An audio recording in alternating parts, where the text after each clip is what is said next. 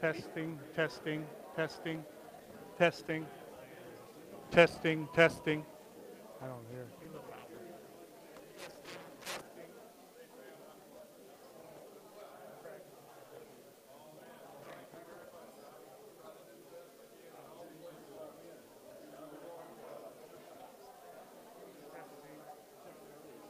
Good. I think it's just pretty loud in here. Like you can hear me if I'm loud like that. Get loud like that for a second. Testing, one, two, three. Yeah, I'll turn you up just a. Yeah, I'm put you up just a little. Keep speaking. Count to 10. Testing, one, two, three, four, Keep going. Keep going. 6, 7, 8, 9, 10. Keep going. 1, 2, 3, 4, 5. Okay. If that's too loud, once everything gets quiet, you can just take it backwards just a hair.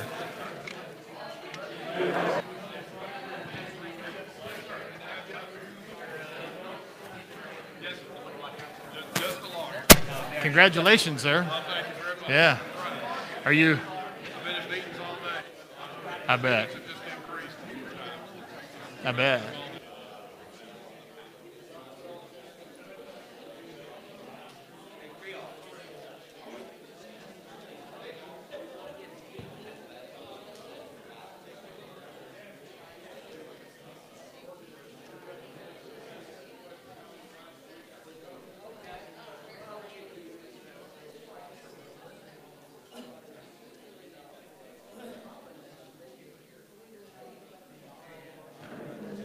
Test one, two, test one, two. Yeah.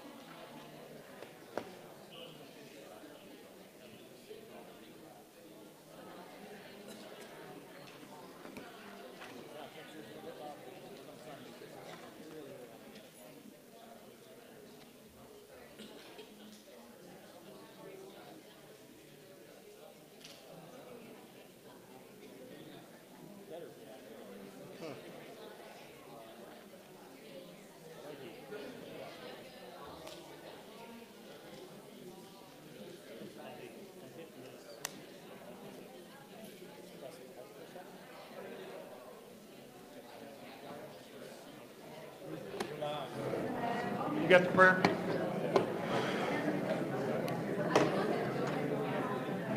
Test.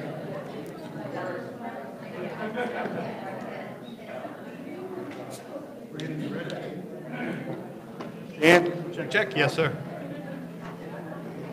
Bob? Bill?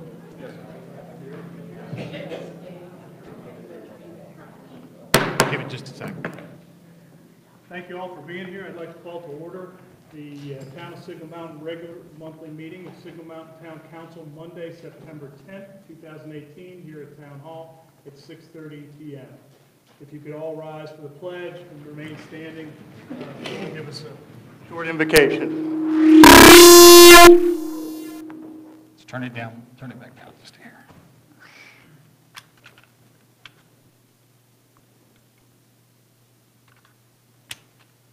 Thank you. Pledge allegiance to the flag of the United States of America and to the republic for which it stands, one nation, under God, indivisible, with liberty and justice for all. Can we have a moment of silence, please? Heavenly Father, please be with us this evening as we are attempting to do the town's business, to listen to one another, to be able to go and try to do your word. Please help all of our employees here in the town, all of our firefighters, all of our police officers do their job each day in the way that would be pleasing unto you. Amen. Amen.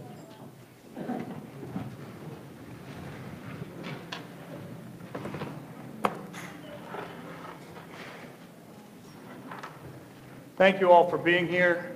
As is in accordance with what I'm allowed to do up here, which little I'm allowed to do up here, we are going to move items 7A and 7B to right after approval of the minutes, item 5 on the agenda. Carol, could you take roll, please? Vice Mayor Amy Speak is absent. Councilmember Brandon Anthony. Here. Councilmember Dan Landrum. Here.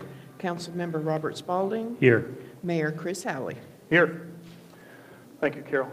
I'd like to start off by welcoming our latest, or our newest council member, which is Brandon Anthony, who was sworn in this past Wednesday by our new judge, Gary Humble. So thank you for being here. Thank you for being willing to serve the remainder of Dick G's term. Welcome. Next, we're going to move to approval of the minutes. We have, can you tell us? None. All right. Well, that was easy. All right. I have a couple more months left in this job, and these are the things that really, these two items are the things that make this job really worth doing it. And we have a resolution tonight. We're going to, and I thank all y'all for being here. I know that you guys have to get up early for school, but we're going to recognize the leadership of the classes in the school out at the high school. And I'll read this resolution to you, which is number 2018-56. A resolution recognizing and commending the members of the Signal Mountain High School Student Council. Whereas the Town Council of the Town of Signal Mountain, Tennessee, recognizes the importance of our community's young citizens, and whereas great responsibility comes with their role as our community's future leaders, and whereas the members of the Signal Mountain High School 2018-2019 Student Council have stepped forward to serve their fellow students and assume leadership roles in their school, and whereas the student body officers are President Sam Sawyer, Vice President Luke Johnson. You guys each stand as I call your name. There's Sam and Luke. Thank you. Secretary Sydney Hauk. Did I get that right? Absent. Okay. Community Service Jake Riggs. Public Relations Ethan Fell. Treasurer Gabe Williams. And Cheer Representative Grace Heltman. And whereas the senior class officers are President Malone Howley, Vice President Jake Woodleaf, Treasurer Gabe Williams. Gabe here? Oh, there you go. Thank you. And Cheer Representative Grace Heltman. I'm sorry, that's not right. Treasurer Catherine Green, Class Representative Luke Whitney, and whereas the junior class officers are President Maggie Muller, Vice President Nadia Weaver, Treasurer Ruby Maddox, and Class Representative Mabry Maddox. And whereas the sophomore class officers are President Princeton Sheets, Vice President Sienna Rodriguez, Treasurer Emily Grace Rowe, Class Representative Max Sewell. And the freshman class officers are President Luke Chamberlain, Vice President May Munn, Treasurer Emma Wu, and Class Representative Kelsey Hewitt.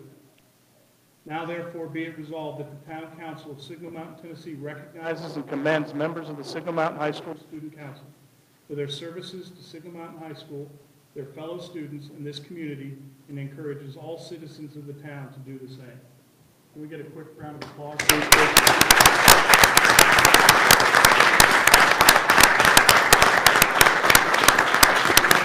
I'll sit down for a second. We got to go get through the legal stuff, and then we'll pass you out your certificates. I need a motion. Make a motion. Second? We have a first and a second.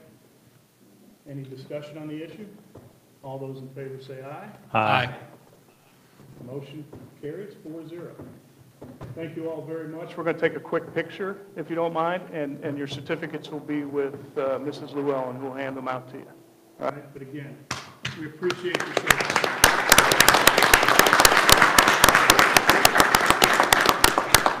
And before we do the pictures, I'd like Ethan, who we've recognized before, who helped us with the sidewalk project in Nolan, to come up and talk about what the high school is going to do regarding the upcoming campaign. Hi, everyone. As Mayor Helmy. Yeah, give your name and address into the microphone. Ethan Fell, 26 Cool Springs Road, Signal Mountain, Tennessee. Hi, everyone. I'm Ethan Fell, as Mayor Howley said. I'm with the Student Council. And the Student Council has been granted the great opportunity to be facilitating the upcoming town forum for the local town council election coming up in this November. So obviously, this fall, it's a big election year. You've got national, state, and local elections. And so what we're trying to do is really make sure that as many community members as possible are actively engaged in the political process.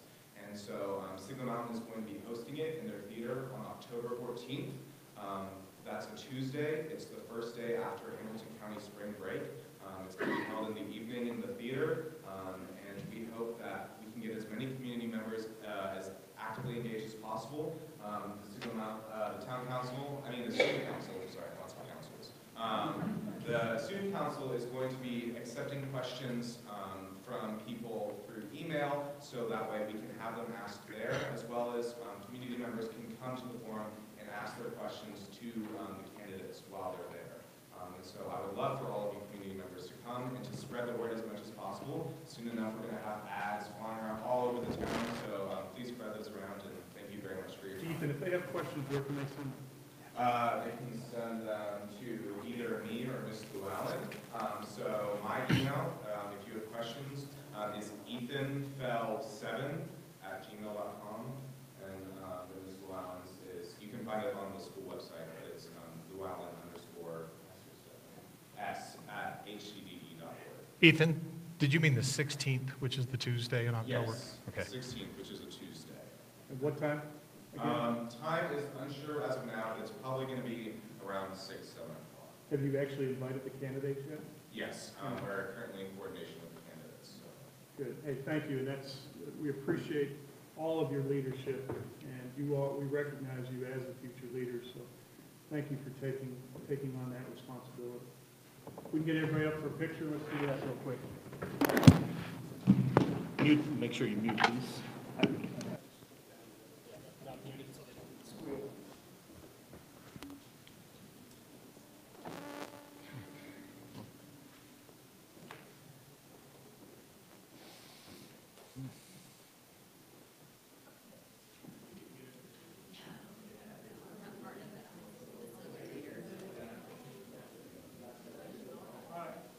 Come on over this way, guys. Come on, come on this way. Yeah, you have to be between the 2 points of this, or we're not going to get you.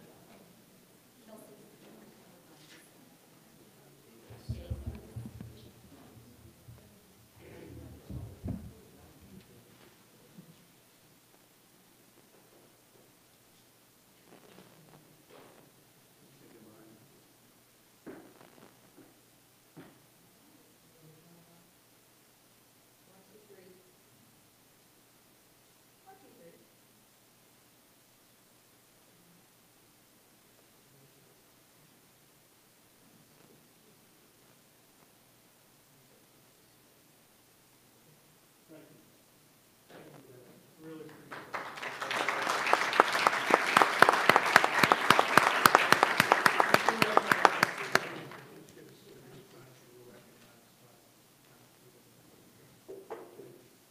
Don't think you can stay and watch the rest. It's really exciting stuff. I know you guys have early school time, so whatever you like to do. Thank you again. Yeah.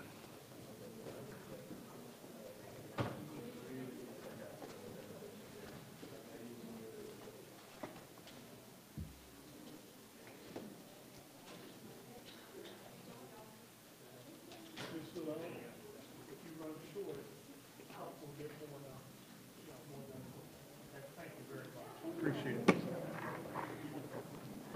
Well, that cleared it out, didn't it? Sam, Red Sam. looks a little lonely over can you there. move this back for me, please? You showered this morning. Okay. If anyone wants to move around this side, you're more than welcome to. Which class president was she? I know.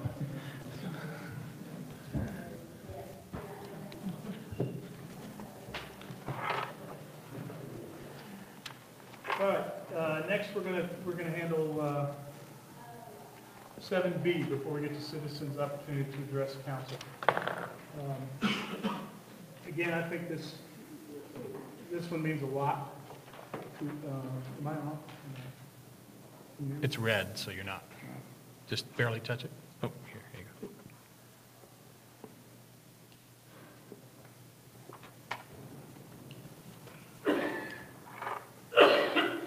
This is a very important one because we were tasked with coming up with someone to fill in for Judge Rossberger's shoes when he retired. And we had several tremendous candidates. And the council selected Tracy Cox to fill that position on a temporary, and she agreed to do it on a temporary, not to run, because the council felt it was important that we don't give someone an advantage in the next race. And she did better than any of us could have dreamed of. I heard nothing but absolute compliments from the police and anybody that came in front of her, her fairness, the way she handled everyone here in the community. And I can't tell you how proud I am of that decision by the council to name her as the interim. So I'll read this resolution number 2018-57. A resolution recognizing and honoring Judge Tracy Cox for her service as the town judge for the town of Signal Mountain. Whereas the retirement of Judge Mark Rossberger in 2017 required the Signal Mountain Town Council to appoint a town judge, and whereas the town council desired to facilitate a fully and fairly contested election for town judge without an appointee having an advantage by virtue of their position as an incumbent, and whereas Tracy Cox, being well qualified to serve as town judge, not only applied for the appointment but agreed not to seek election to the office, providing the opportunity for an election in which no candidate enjoyed an advantage beyond that created by their qualifications and standing in the community. And whereas Tracy Cox was appointed by the town council and honorably and faithfully served the citizens of Signal Mountain as town judge until such time as a successor was elected and installed into office. Now therefore be it resolved that the town council of the town of Signal Mountain, Tennessee, recognizes and honors and thanks Judge Tracy Cox for her service to this community as the Signal Mountain Town Judge and extends their very best wishes for all her future endeavors. Let us get to the legal stuff.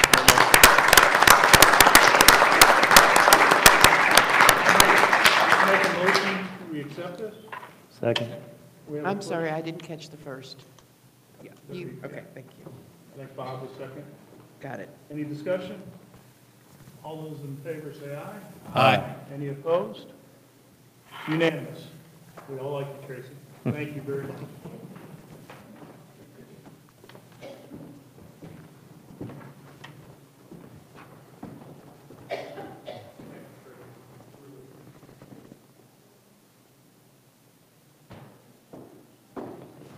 Yeah. Any pictures? Do we need a picture or not? Okay, we're gonna do a picture. Come on, we're gonna do a picture.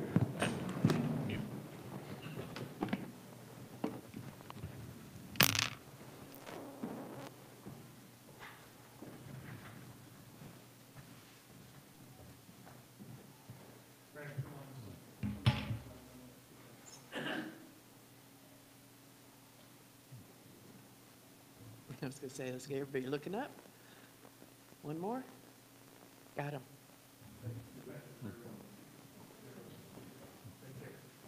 Thanks, Tracy. Thank you, Tracy. Yes, really good job. All right, fun stuff out of the way, let's get down to business. Next we have citizens' opportunity to address the council. If you'd like to address the council, please approach the podium, say your name and address into the microphone, and then please keep your comments to 3 minutes or under. Who'd like to go first? John?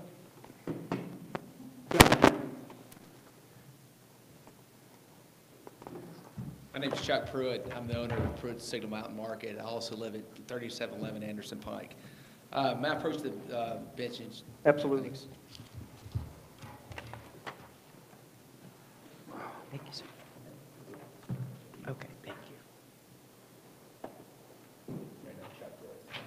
Appreciate it. Thanks. Thank you.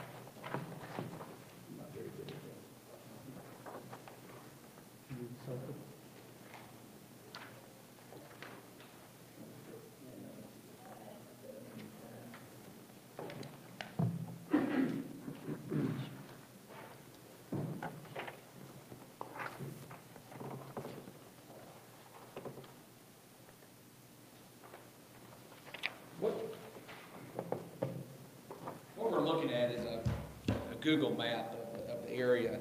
And down the very bottom, you'll see the white mark, and it's actually Pruitt's Market.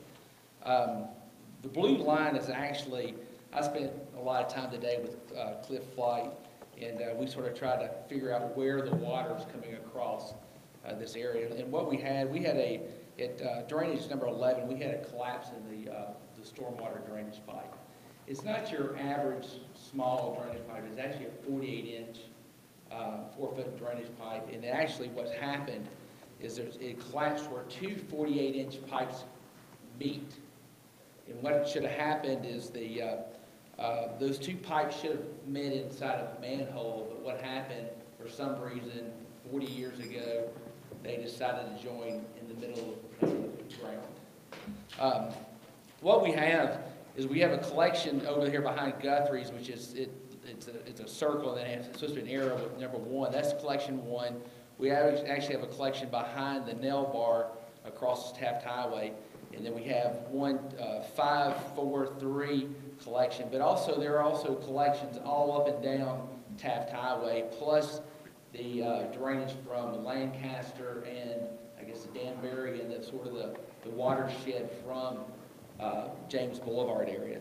What happens is this water collects on going down Taft Highway, and it goes underneath the Taft Highway at 2 points.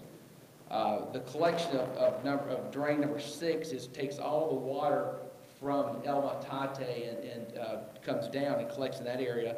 And then what on 7 is the collection over by the BP station and joins with number 8, and then flows into collection number 9. What happens between collection point number 9 and collection point number 6? They flow in to number 11 here, where right about 10 feet before you look at on the picture number 11, about 10 feet before the manhole is where we had the collapse. There also is an 8-inch sewer pipe that runs over top of this collapse. And, you know, the thing that I'm looking at, and I've talked to my council and some other people, and we're thinking that this is more than just a landlord or a tenant's responsibility. I'm understanding it should fall under y'all's MS4 permit program with the state. And it's just because what happens is the overall collection of the majority of the water is coming from off-premise and off-site from our parking lot. And this is sort of the headwaters of Shoal Creek. So that's how much water. When was this picture taken? Thursday. Thursday. Yeah, it's a lot deeper now. Yeah, 11. So my reasoning for coming up here is it needs to come to y'all's attention, and it needs to be addressed. I think it's a common, I mean, it's more responsibility, and there should be a common cost between all of us to fix this problem. Phil, can you tell us about MS4? Well, I can tell you about city code provisions that we have here in the town of Signal Mountain that have been in effect, I guess, originally. I was just looking at the date on this section of the code. It's been in effect since 2003. We dealing with stormwater acts that were passed in 1992, which I think was subsequent to the time of your development here, if it was 40 years old. Those stormwater requirements here are implemented because of federal law and federal regulation to be able to handle the water runoff that goes through properties. And you are now responsible to deal with that as a property owner. If you weren't not initially, whenever you bought the property, everybody in the country that has a parking lot has to deal with those issues. That's one of the reasons for paying stormwater fees here to the town to the extent that they are paid. There are provisions in the code that we have and that have been in effect for now probably about 15 years that talk about what existing locations and ongoing developments are required to do. And before you can build in the town of Signal Mountain at this point in time, you're required to develop a plan on the front end of it as to how stormwater would be handled and where stormwater would go to. That's part of every developer's responsibility of the development of their property.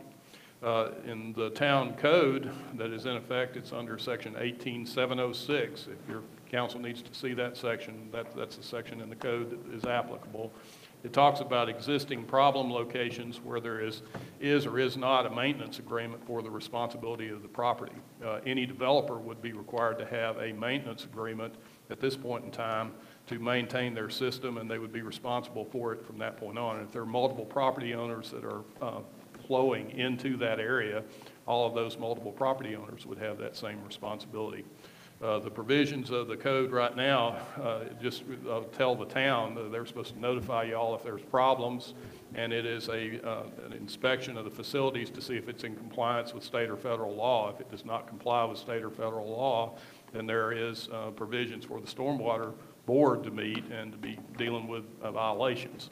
So I assume y'all are trying to resolve this issue before you get to the point of having violations. Yeah, the thing is, there's no, I mean, I understand there's no deeded easement at all for water coming across the property at all. So it's just sort of, and that's one of the issues we're trying to, you know, is it something that we're responsible for all that water coming across, or just what we're responsible for the water on our property?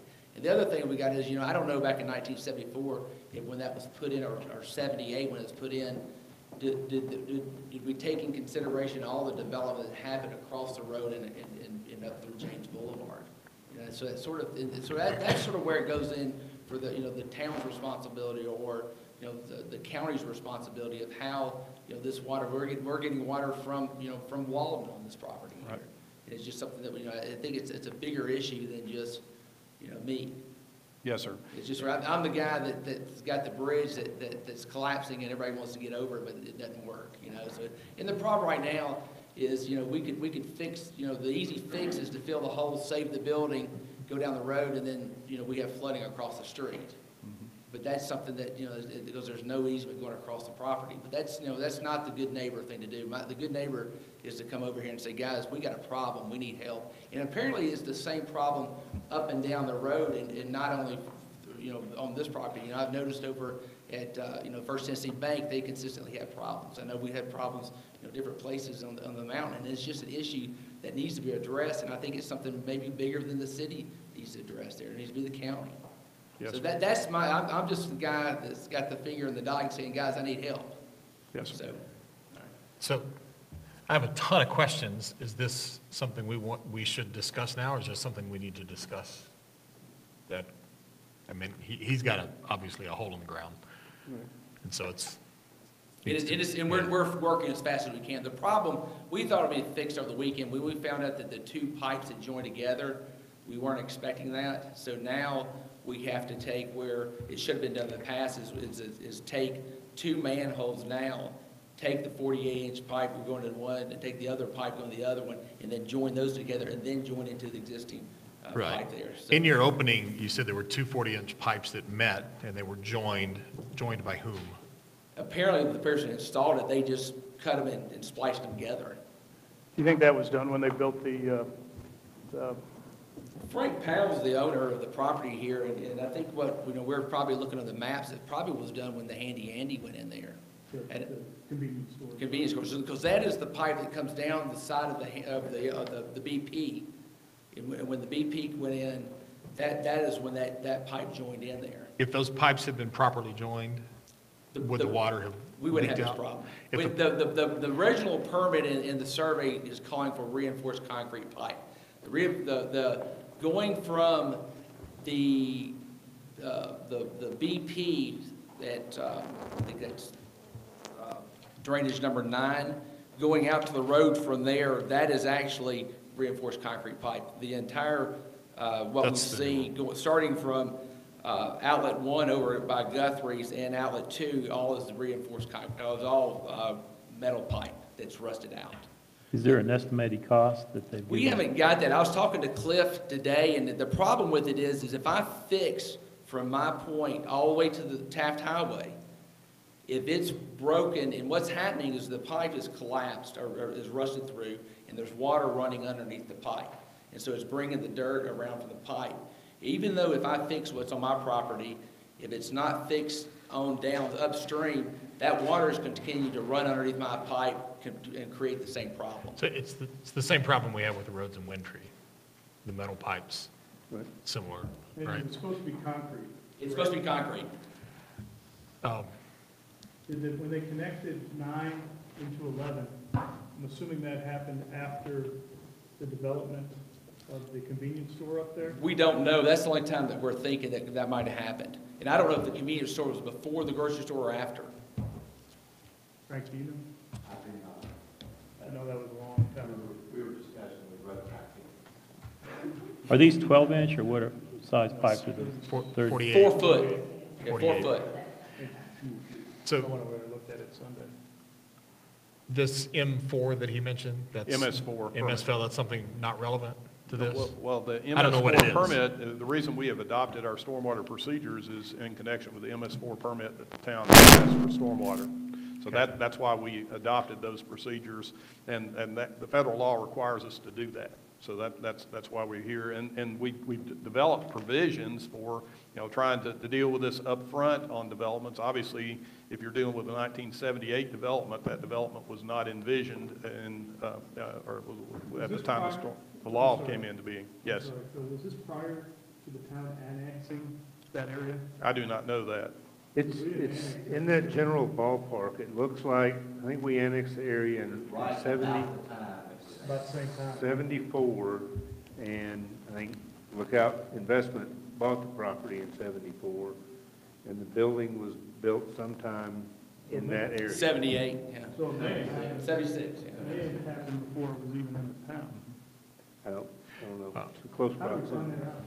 We can find the annexation ordinance here for you. I know that was 74. Yeah, the concern, I guess, is until the Clean Water Act comes in 1992, there is no requirement for stormwater regulation of property. So that's one issue I deal with in development all the time, and that's why we have land disturbance permits here in the town now, talking about whenever somebody goes into an area, they at least have to comply with those provisions. In general terms,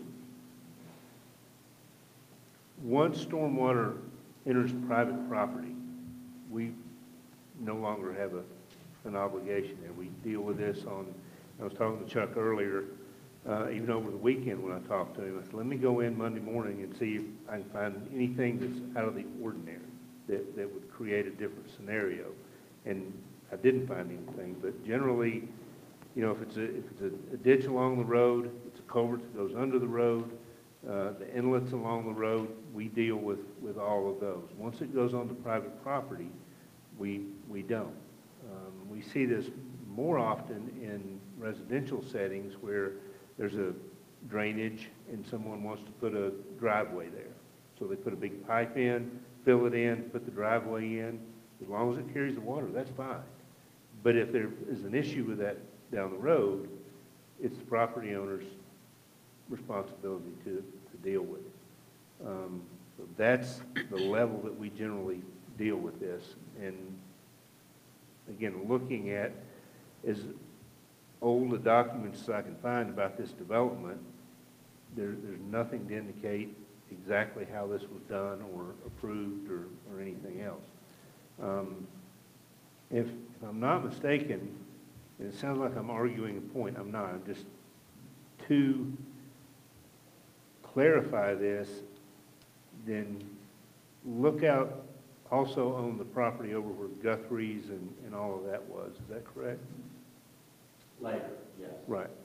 So when you look at 1, 2, 3, 4, and 5, those all relate to that property which was developed by Lookout Investment, correct? So all of this kind of, as that developed, it all culminated into that runoff coming through this pipe. But again, that pipe carried the runoff until it didn't. Right, we did not originally develop those. But those were built prior to you getting it? That was. But that's why I was asking, I wasn't sure. But that development is what led to the additional runoff coming into that specific carriageway as opposed to just in a ditch. And it carried it as long as it functioned properly. So a hypothetical, let's say that we had a water tower that broke into those pipes. Right. And just inundated it and washed out the parking lot, but it went through the stormwater drains. Would that change this scenario legally in your mind? Depend on who owned that water We tower. do. Let's If say the we town do. owned the water tower and it burst and went down through there, yes, that would be a responsibility of the town. Are we looking at a variation of that and a degree of that in any way? With all the development. I mean, the question that I've got on here too is just sort of what I'm believing with the future expansion and all the development, all that water should have never been diverted onto a private property. It should have been sort of a curb and gutter process that was collected going down the right of way of the road and then down into the creek, down Hampton there. It should never have done the shortcut and gone across the property. With all the, the future, right now, even going forward now, we're still gonna have more development going on. We don't need to clean that up and to continue to go across the property because it needs to go down a right of way and go. Well, I think those are two different Yeah. things. One is maybe it never should have happened that way, but that's not really relevant to this. Yeah. It's how it should be done now is a different thing, and whether or not, I mean, you're a taxpayer also. I think I might be one of the highest taxpayers, so. So our job is to look out for the town, I mean, as well as citizens, but for the town. Why do you think this is a town responsibility based on what Phil was Because saying? of all the people that it benefits. It benefits a lot of people up on James Boulevard, the whole watershed through here. It is our town center. And it's gonna be a liability for the town going forward. It just needs to be fixed. That's a question that I have with regards to number 11. It looks like that drainage comes from city property across that road, is that correct? I mean, It's all coming this way. it's coming this direction. Yeah. So is- That- Is the city liable for the Taft Highway water that's coming in? So he repairs his property and then it's not, it would be a state issue. Yes. But according to our stormwater guy Cliff, even if I fix mine, and it still runs, and it's not fixed across the street or at the vine, it can still run underneath my pipe and still create the same problem I'm having now. So it's a It seems to me if you could support that, that's a different argument. If you could support that there's water coming in around and outside, that's why I asked the question about if the 248s were joined properly, this wouldn't have been a problem. Right. But if water had been coming from rusty metal pipes elsewhere in the parking lot and washed that out, that would be different, wouldn't it? Right. Well, And I think we've been down the manholes and looked at that, they are rusted, and that's really the reason that if it was concrete pipe, we would never have this problem. And part of the problem, and this is new law that's come in since the property was built, but there's actually routine maintenance that's supposed to be done by the owners of the property in an area to make sure that it's working properly. I don't think we even knew it existed. Yes, sir. It was 15 feet in the ground, we didn't, I mean, I just thought that culvert was actually collecting my runoff from my parking lot and went across Hampton Road, Hampton Drive there. I don't think, you're not gonna get a resolution tonight on this. I just want to bring y'all aware. No, Yeah. but, and very much appreciate, especially everything you've done and all your Yes. investment over there. I'm gonna encourage Floyd and Phil to take a look at it and see if there's anything we can do to work together. Okay. All right. I appreciate it. Can't promise you anything, but, if we can, we'll try to help. Quick- Good neighbor. Quick question, once from number 3, you come across the highway towards number 8. Yes, sir. So once you come across the highway, is that along the property line? Is it on your side of the property line, BP side? I Do you don't know. It's Okay. probably, I don't know. I don't Okay. know. It's probably the BP side or I don't know. Did, Um, did you say 8 was where the point where some leakage was starting at? Is that where? No, the between 9 and 8, that's actually concrete reinforcement pipe. But from 9 to 11, and then all 11 all the way across the parking lot is the rusted metal pipe. Any other questions? All right, thank y'all. Thank you. Thank you, sir. It was well over the 3 minutes, but I think it was important enough that it could impact us later. Thank you, Chuck, for bringing that to our attention. Yes, sir. Richard Ford, 430 Pound Ridge Drive. I'm sorry, would you One more say your time. name again? Richard Ford. Thank you, sir. I understand y'all are contemplating selling the water system of the city. Is that still current? Is it, what do you mean? Still a current thought? I'm sorry? A current thought? Are you still contemplating Yes, selling the still water system? contemplating, yes. Well, how do I get a copy of the independent appraisal? I guess I could email somebody, but I'm not sure. Do we have it on the website? There hasn't been an independent appraisal of the system. Okay. I think all the other documents are on there. I'm sorry. I think all the other documents are on there. On where? On Repeat? the website. Okay. And if it's not, do I just email one of you guys and ask? If you can email me, All right. dveal All right, @signalmountaintn.gov, good. anything you need, and then I'll direct it from there. Thank you. Richard, one of the things that's happening right now is the MTAS study. The Tennessee Municipal Technical Advisory Service is doing a viability study that's part of what we pay for. And we don't really have any status update on that. And they, Just, the last thing I got was we could expect it by the end of September, but hopefully before that. I think that's probably the closest thing to an independent look that we'll have. Okay. Thank you. Anybody else like to address the council? Bill? Bill Gallagher, 327 North Palisades Drive. I've waited about 5 years for the opportunity to say thank you. Thank you for the girls' softball teams, the men's 40 and over. Thank you to the town council, to the town manager, the Parks and Recreation, and certainly to the grant writers for securing a matching grant for what is a sorely needed upgrade to Driver Field, Marion, and the surrounding stands. Thank you. Thank you. I think also, I'd just like to point out that Sam did the majority. Didn't you do the majority of work on that? Excellent. What was the total amount of the grant? Total amount of grant. But we have to match that, correct? Or we have to come up with 400? Okay. And we committed 400, took 2 away, but we're looking to replace that so we can get the full worth of that grant.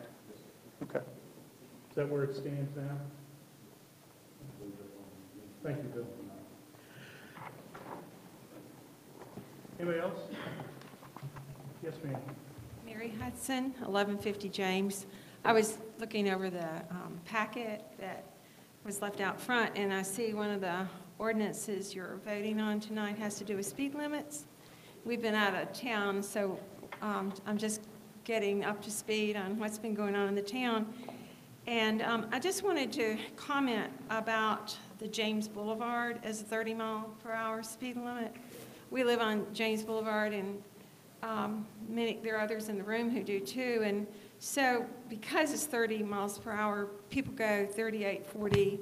And if the police are, of course, patrolling in our neighborhood, they're going to stop someone. But, we walk, we live there, so we're out on the street, we're out at our mailboxes. There are new families that have moved onto the street. They're surprised at the speed of cars. And if you're not on the sidewalk side, you really notice it. But if you're walking on the sidewalk, you're aware. And sometimes these are large vehicles, and it's just different times of day. So I personally would like for the town to look into what that would be like if the speed limit on James, that's including from Taft Highway, the town limits, all the way into Old Town, were 25. Because if it were 25, I believe it would slow down the people that are going over the speed limit. And especially when you start weaving through Old Town on James, it's very tight in there. So I would like for the town, if they would, whoever that would be, whether it be Mr. Veal, but to consider looking at that. All right. Thank you, ma'am. Thank you. It is, isn't it 25 once you hit into James to Old Town? Entire length, That's, correct. that is what this is addressing.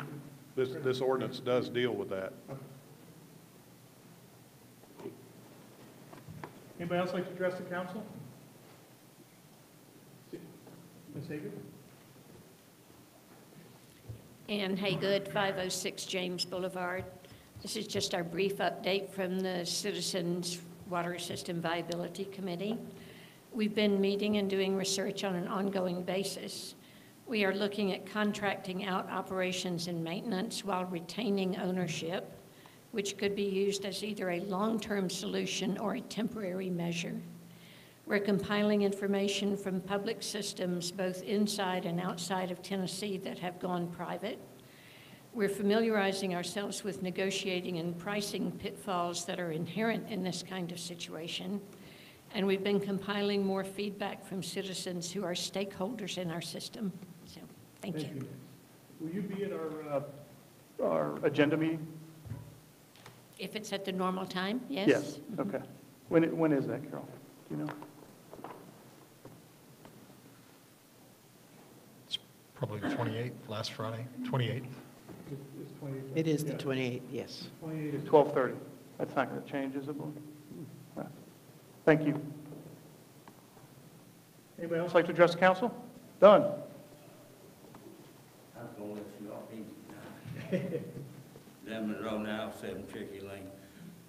I spoke with Bo briefly about the projects that were in the paper. They're all nice. They're all good projects. Then we have grants, and that's great too. My question was, and he said you'd cover it tonight, do we have the money over and above the grants available to us?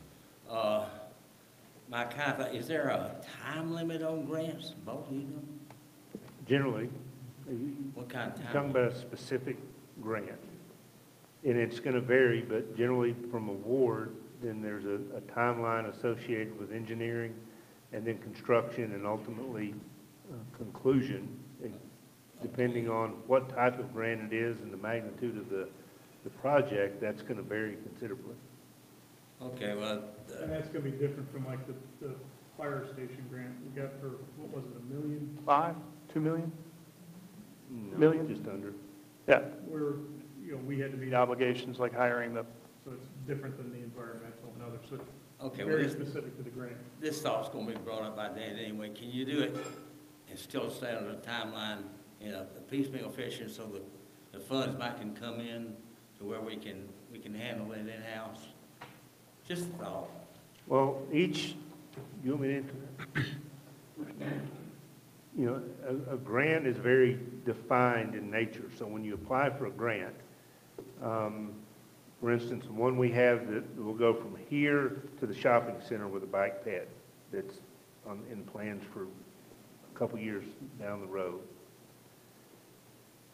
You apply for that grant and you get X dollars to complete it.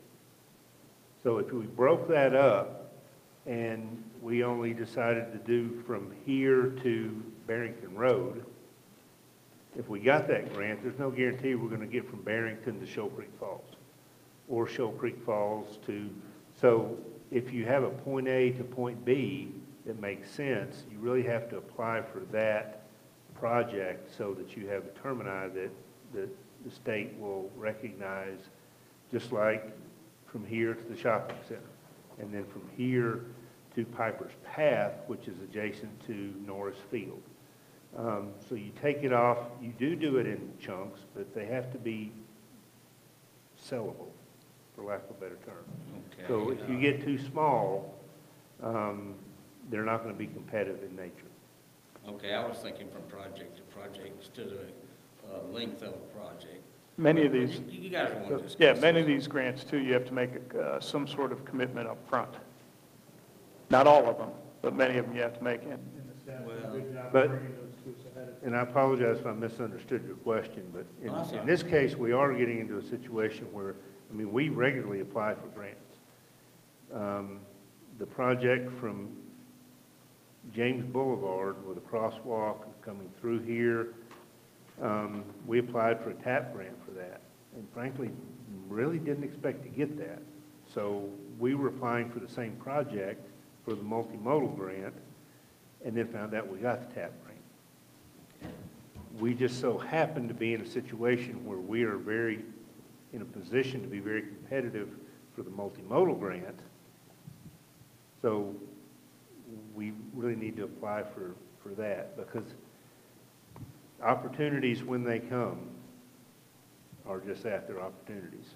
When they're not available to you, then you miss that opportunity. Yeah, well, okay, you said you're going to discuss it. I just want to inject that thought, whether it can be done step by steps or had to commit. We could absolutely only commit to a certain number of these projects and then wait, reapply for other projects and see how lucky we get. But Was there a particular grant you had? No, that was just a general question. Pretty much, well, if we don't utilize the offer of a grant, is there a likelihood of it getting it later, or does it kind of fold in front of us? it's hard to say, but generally, if you apply for a project and you go through the selection process and you're awarded and you turn it down, I can't imagine if that's going to help you down the road if you try to go through the same process. Okay, thank you. Anybody else like to address the council?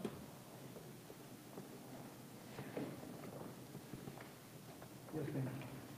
Wendy Morgan, 1143 James Boulevard. I would also like to talk to you about this resolution tonight about the speed limit. I've come to you twice about the speed limit on James, and I know numerous citizens on James Boulevard have talked to you about the speeding on James Boulevard, and I do appreciate the effort that you took to put the speed reader sign on James Boulevard. But I agree with Mary. I have always thought that we should have a lower speed limit on James Boulevard. We have a sidewalk that is pretty much next to the road in some sections of James Boulevard where there is no grass between the sidewalk and James, and where there is grass, it's very close. We have multiple things on James Boulevard that encourage people to walk. The library, we have the playhouse, we have the country club, the swimming pool that people walk to from James Boulevard. We have the elementary school. We did have a restaurant. We have lots of things on that road that make it an exceptional road that encourages walkers. On Timberlinks Drive, I don't see that. On Shoal Creek Road, I do not see that. Shackelford Ridge, I do not see that. James Boulevard is a highly traveled area, and it encourages people to walk, and it is a scary place to walk. For me to walk to the library, I'm not comfortable when I hear a car coming behind me or a truck without stopping with my children and looking back at them to make sure they're looking at me. If they're moving over or slowing down, because I have seen so many people on their phones, texting or whatever. You have to, you know that this is real, and I would like to know how I can go about getting this James Boulevard taken off and getting us included in the 25 mile an hour speed limit. If that involves petitioning my neighbors, I know that would not be a problem, getting a petition signed from the neighbors on James Boulevard. So I would like to know how I can, while we have this opportunity, the opportunity is presented itself, I'd like to work with you on this opportunity that's been presented to get James Boulevard in the 25 mile an hour section of the roads. That really falls to council as to what you would want to consider that proposal. Can we can discuss that when we have that, no, when this comes up, we can talk about it tonight, or we can do it as a work session item. There's no doubt, the sidewalk's really close to the road, and people are on cell phones more now than ever there, and that's as residential as it can be all day, every day. So you'll just answer that question about how I can get that included in the petition, if I need to do that, what the steps would be for me to do that? I don't know what they are. But when y'all discuss, would that be a question that you? I don't know if you'll necessarily get a direct answer. No, but I think it's a good direct question, is how do you go about doing it? It'd be nice to know that process, because I don't know what it is. I mean, and you said council, I mean, if council decided right now that, and voted to make it be 10, could it be 10? No. That's my question. So then I what's? don't really think you have any speed limits at 10 miles an hour Well, in the town. I was asking about the process. It's an ordinance, so it would take. Yeah. Yeah, just simply, what is being requested this evening is an amendment to the code provisions, Town Code Section 15401. And that code section has been there since 2007. I think before that time, in 2007, there was some concern about whether James Boulevard was too slow at that point. It was initially, I believe, a 25 mile an hour speed limit up until 2007. At that point in time, the town council decided to increase the speed limit to 30 miles an hour. At this point in time, the ordinance that is on the agenda for the council this evening is to decrease a portion of James Boulevard to 25, but not the entire length of James Boulevard. So the question becomes whether there is a reason to have the entire length or a portion. I moved here in 2012, and I've talked to numerous neighbors. I know numerous neighbors have contacted you, have contacted the police department. This has been an ongoing problem. I don't know how long the sidewalks have been there.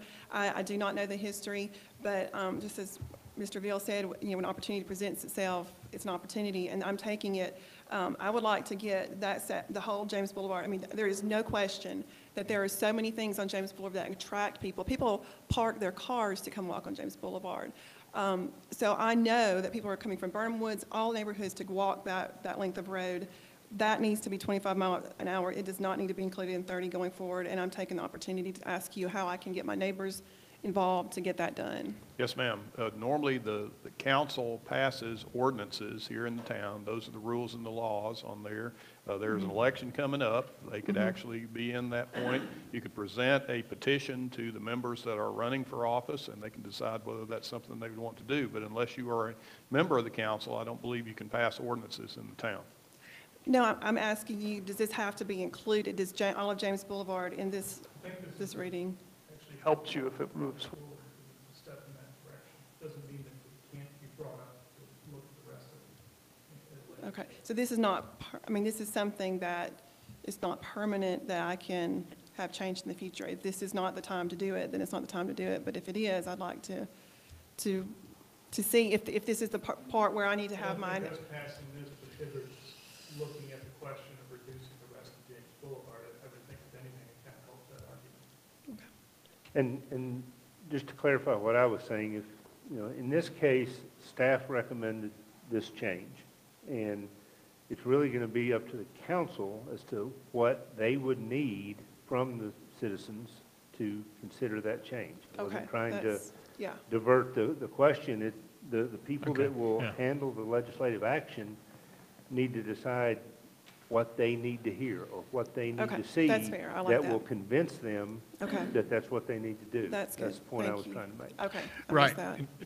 If you don't mind prolonging this 1 second more, and I tend to agree just because I see people walking and people on cell phones. However, you'd want to hear from a lot of citizens because you might find out that just like before, many people said no way.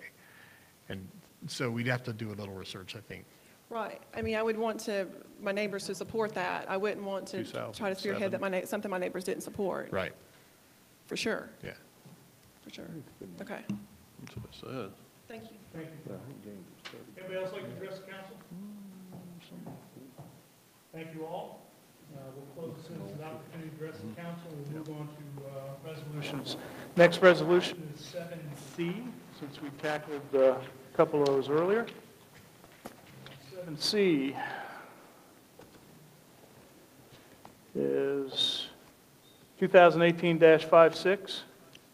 5-8. No, sorry. We did those. 5-8, a resolution recognizing and celebrating October 5th, 2018 as Arbor Day within the town of Signal Mountain, Tennessee. I'll motion for approval. We have a first and second. Discussion? Anybody have any comments on it? Boyd, would you like to talk about it? This is something we do each year. Starts off with recognition and setting the date, and our tree board begins activities with the schools, and then we will see the results of that in a later council meeting. And you guys will probably be getting some invitations for tree planting and stuff like that at the schools. We try to get over and help them with that. I think this is one of the important factors that drives us to being a Tree City USA every year too, which we've done in the last, can you help me? Last 8 years. We've been recognized as a Tree City, and this helps in those efforts. At the Planning Commission the other day, I asked if, and I think this would be good next year when we do this, it would be great to get an update from the tree board when this comes before the council to give us a status of the canopy, basically, if the tree board has that kind of information. We had an update, did we have an update from them last year about this time? It was the agenda meeting. So. Yeah, We can request, I think it's important to request that they come to us at least. Can Ann Higgett, she may have the update now. You want to do that now, or should we wait till the agenda meeting? Are you asking for a tree canopy report every year? I think that would be a great idea because it's one of the most important aspects of quality of life here. It would be a great idea. We'll have to figure out how to do that without a lot of money. Right. Maybe. And you came and gave us an update, was it last year at one of the agenda meetings? Was it an agenda meeting? I'm Maybe. pretty sure. I think you sat around the table with us and kind of told us all the good things that were going on. I think that's important to do again if you, with the other item, if you're coming to the next meeting, we can certainly put it on there. I'd like to hear an update. We'd be glad to. Thank you. And what was the date again of Arbor Day? Or is that not? October 5th. Thank you. Thank you. And we'll be having Arbor Day at the 3 elementary schools as usual. Thank you. Did you say 3 elementary? They also do Signal Mountain Christian. Signal Mountain Christian as well? At Nolan, Thrasher, and Signal Mountain Christian. Excellent. We work with the 5th grades there. Excellent. Now, when is the fall break? That's the week after? The following week. That's why Arbor Day is a little bit early this year. Thank you, ma'am. We have a first and second. Is there further discussion? All those in favor say aye. Aye. Any opposed? Motion carries 4-0. Resolution carries 4-0. Next on the list is Resolution 2018-59, a resolution authorizing the town manager to submit an application for the TML Risk Management Pool Driver Safety Matching Grant Program. Boyd, could you give us a little update? So this is a grant that we apply for each year through our insurer. It pays for our annual driver's history checks for all the employees that drive vehicles, and it has some funds that go towards, generally we apply it to our GPS units for the vehicles. So these are things that we have to do anyway, and they are our risk insurance provider, so they provide this grant opportunity. Can I get a motion? First. Second. You get that? There was a conflict. Who was second? Let's give it to Thank Brandon. you. That'll be his first official second. Official second. Discussion. Does this cost us anything? We got matching funds? What's? No, these are things that we're going to be doing anyway. Right. So this just provides funds to offset a little bit of that. Any other discussion? All those in favor say aye. Aye. Any opposed? Resolution carries 4-0. Next on the agenda, we have Resolution 2018-60, a resolution adopting the Signal Mountain Bicycle and Pedestrian Plan. Can you give us an update, Boyd? Sure. Council's been provided a copy of the, what we call the bike ped plan. This was a project that spanned a couple of years, really. Staff, citizen volunteers, our staff from the Southeast Development District, and we developed it is just that, it's a plan. It's not a legislative document that requires certain things. It just sets out a plan for how we want to accomplish better connectivity, better pedestrian and bicycle infrastructure, and how we may be able to fund that and work into current plans. It is a very comprehensive document. There were citizen input surveys and opportunities, and all of that was incorporated as part of the appendix. Those results will be included. There'll be a master map, and this resolution as part of it.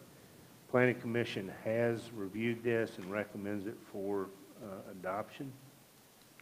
Even at this point, this plan has helped us, I think, be more competitive with the grants that we've been applying for. So this is the final step of formal adoption, and then we will again have that as a framework moving forward.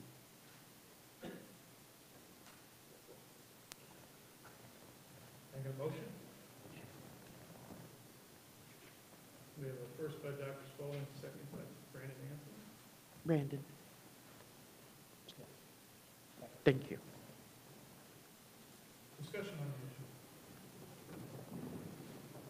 Does this commit us to any funding? Notice that there is. You're not on. Does this commit us to any funding? I noticed that there were, there's a layout of the plan, but is it, right now, are we committing a certain amount of dollars to this, or is this just No. the plan to hopefully go forward? We're committing to try to improve the pedestrian and bicycle infrastructure in the town, and improve connectivity overall. This is a plan to how to accomplish that. Each step of the way, each project would have to be approved by council at that given time. Okay. So we're not committing No. future councils?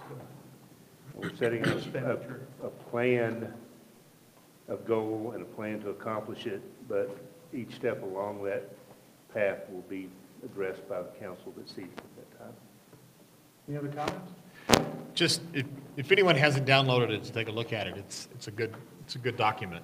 And it talks about amenities, it talks about bike paths and multi-use paths, and just gives you an idea of But it could be like if you could not only just walk along James, but you could walk all the way to Pruitt's and feel safe, you know, and walk to the town center. So it's lofty.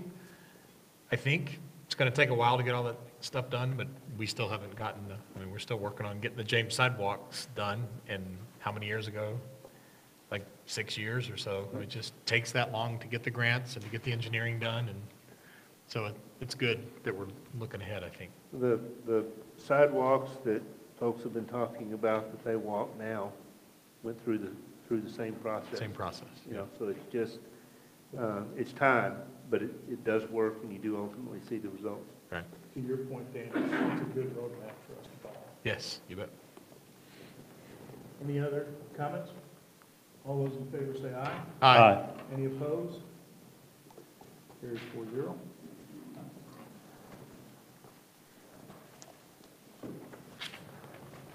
Next on our list is resolution number 2018-61, a resolution of support and commitment for the town of Signal Mountain to apply for the 2018 TDOT Multimodal Access Grant Program. Boyd or whoever, could you give us an update? This is the grant that I spoke of earlier. There's a project, initially was going to be the sidewalk from James Boulevard through the town complex. But then we did get the TAP grant awarded for that.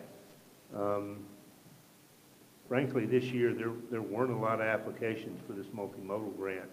And even TDOT has encouraged us to alter our initial planned project so that we could get in the mix for this. So we have that project. Again, we have the project, it's a bike ped path from here to the shopping center.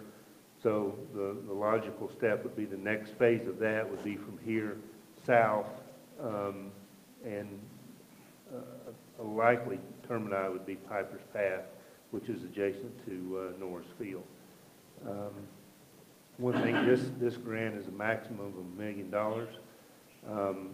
but the match is only 5%. And you'll note that your resolution doesn't have a number on there because, again, we are having to regather our numbers for a completely different project. But we anticipate it's going to be around $900,000, so we can anticipate a match of only $45,000. So This, our match is only 5%. right. This particular grant covers 95% of the project. So we've got a couple more weeks to get that together and get it in, but one of the requirements is having this resolution of support. It's not the, you don't have to commit to take the whole million, correct? Correct, no. It's set We're just, anywhere in between there. Here are projects are A, B, and C, and they equal up to 850,000, but you have to have backup to show the project to get there. right. And this is very similar to, Walden has a project in the mix from our shopping center to their town hall or vice versa. And I think it's right at the 900,000 mark, so that's where you're kind of using that as a model. So, again, that's the plan. It isn't. Right. So that has to be on the right-hand side of the road. Right. And we will be crossing here with a crosswalk to get to that side of the road as well. So ultimately, if all these projects play out, you'll have connectivity from Pumpkin Patch, McCoy, into our shopping center area, to our town complex, down to Norris Field. And then the next phase, whenever the opportunity would be to connect that with the traffic light and with the Old Town Sidewalk project, we're bringing sidewalk from Old Town to the traffic light, which we haven't had before. So again, there is a plan afoot to accomplish these things. I read the header, right? No. No. Resolution number 2018-61, resolution of support and commitment for the town of Signal Mountain to apply for 2018, I did read it, TDOT Multimodal Access Grant. I did read this, didn't I? Yes. All right. You He did. No motion in second. 2 noes. All right. Belt and suspenders here. We don't, but we don't have a motion We have or a not had a second yet. motion yet. No. Can I get a motion? Second. That's Brandon's first. Dr. Spalding got second. Any more discussion on this? All those in favor say aye. Aye. Any opposed? Resolution carries 4-0. What if you need right away? Next is Resolution 2018-62, a resolution that Chris Howley shall assume the mayor's position in the Signal Mountain Municipal Planning Commission and appointing Dan Landry to the council member position on the Signal Mountain Municipal Planning Commission. I'll make a motion. I'll second. Got it. You can second if you'd like. All right. Brandon's going to second.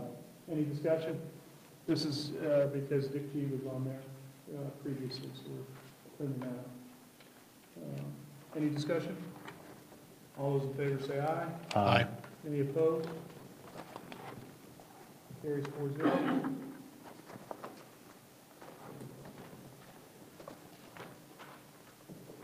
What about here? Don't we have to do the place now? No. Is that handled at the last meeting? For those of you that weren't at the last agenda meeting, Amy Speak was voted as vice mayor for the remainder of this, till the next election. Resolution number 2018-63, a resolution appointing Boyd Beal as a representative from the town of Signal Mountain to the Hamilton County Water and Wastewater Treatment Authority, WWTA, Board of Commissioners. Make a motion. Normally, someone on the council would do this. Dick G was the representative prior. It was actually a suggestion from WWTA that it be Boyd because some of the issues are going on and it would leave us with some consistency, and I think that's the right direction to go. Can I get a motion? Motion. We got first.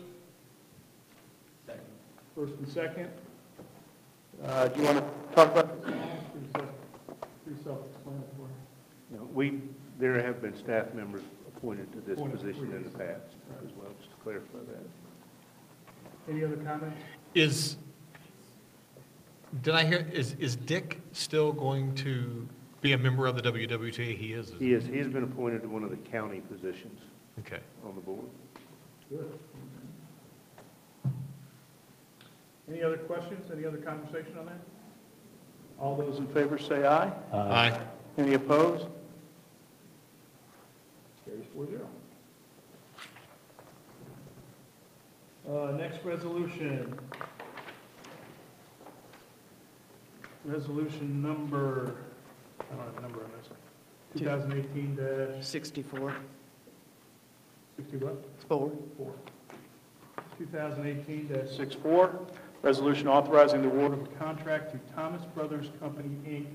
for the replacement of James Boulevard from River Point Road to Signal Point Road as detailed in engineered plans and bid documents for an amount not to exceed $1,100,000 and authorizing the town manager to execute any necessary documents in connection with this award. Boyd? As they say, this is where things get interesting. I sent you guys a memo several days ago outlining this project. Our most recent engineer's estimates were for just under $619,000. We put the project out to bid. We had 3 plan holders pick up. Engineer contacted other companies trying to solicit additional participation.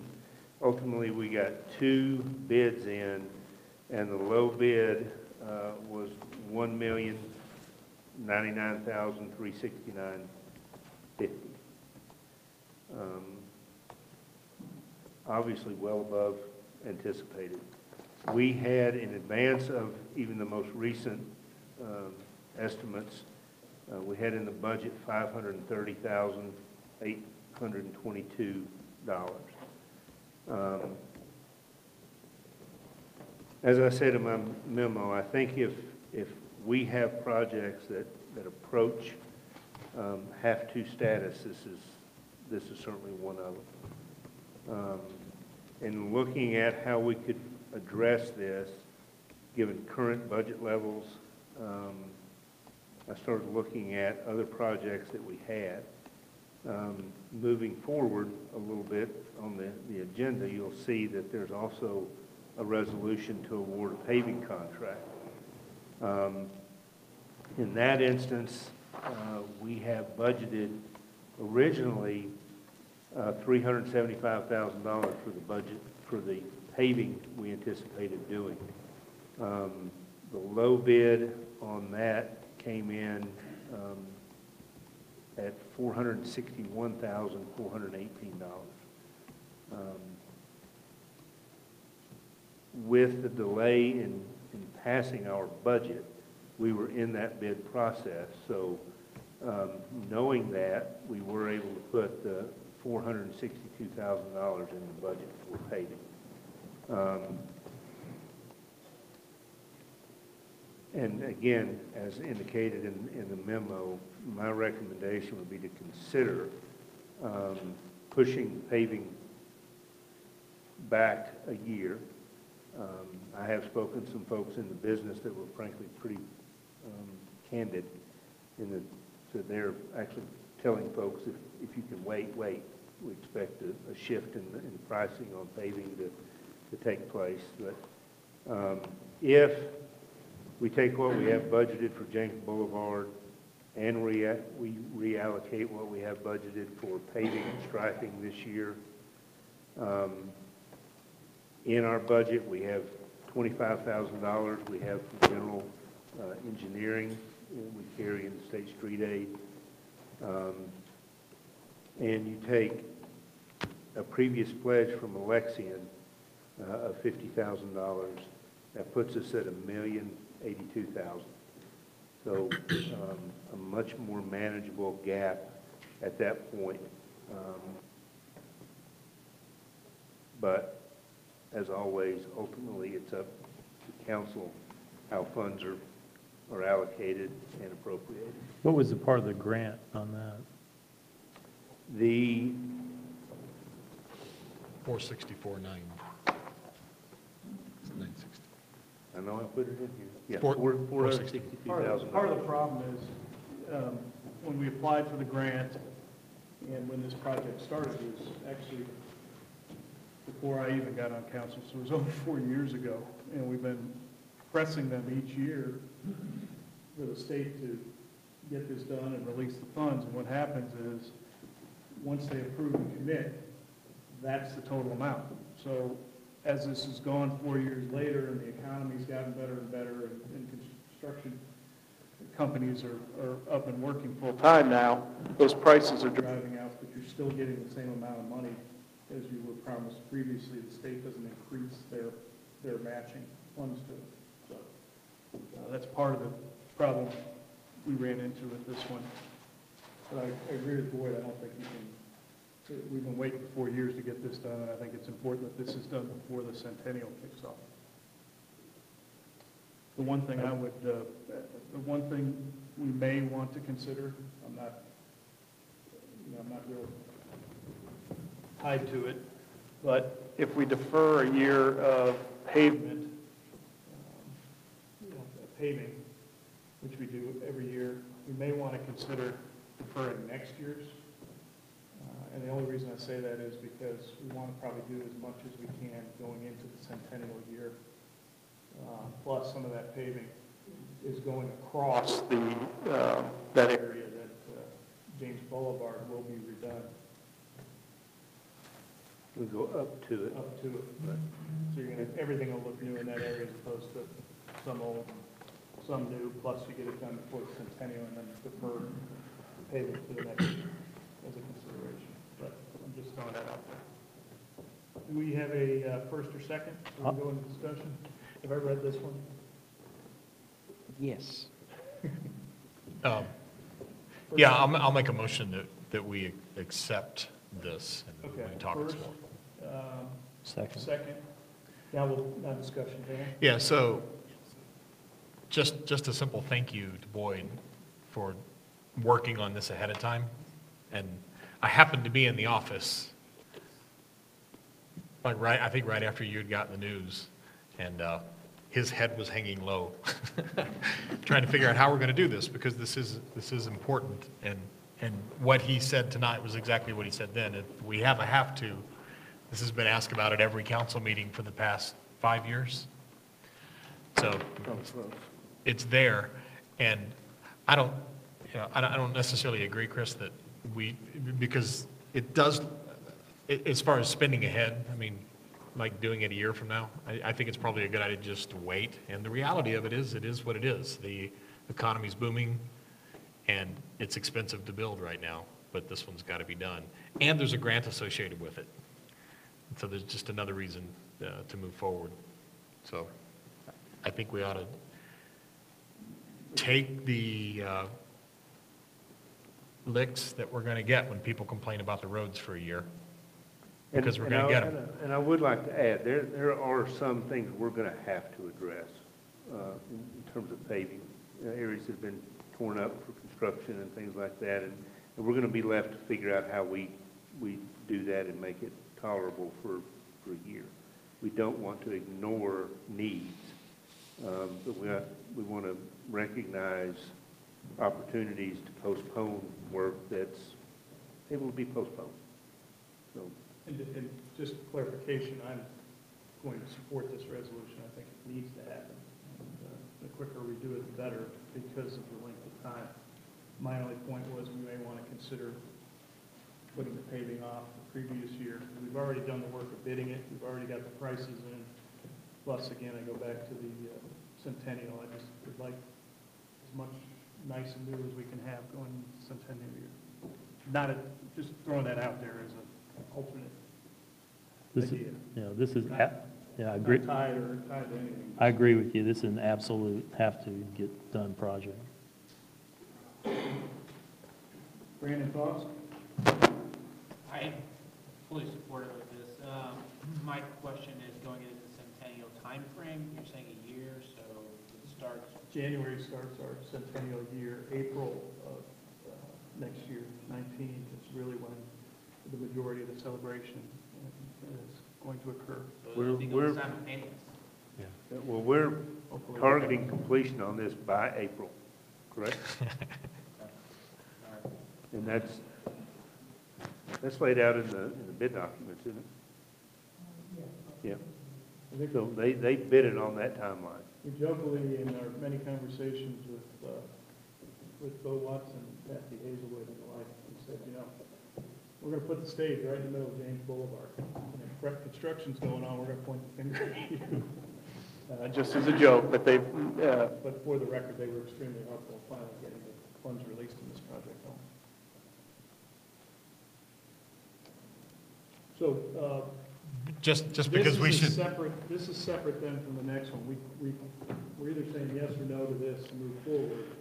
And then the next one is the paving contract, and then we can say, hey, do we want to do it this year or defer a year on that one? Yeah. So if we can get through this one.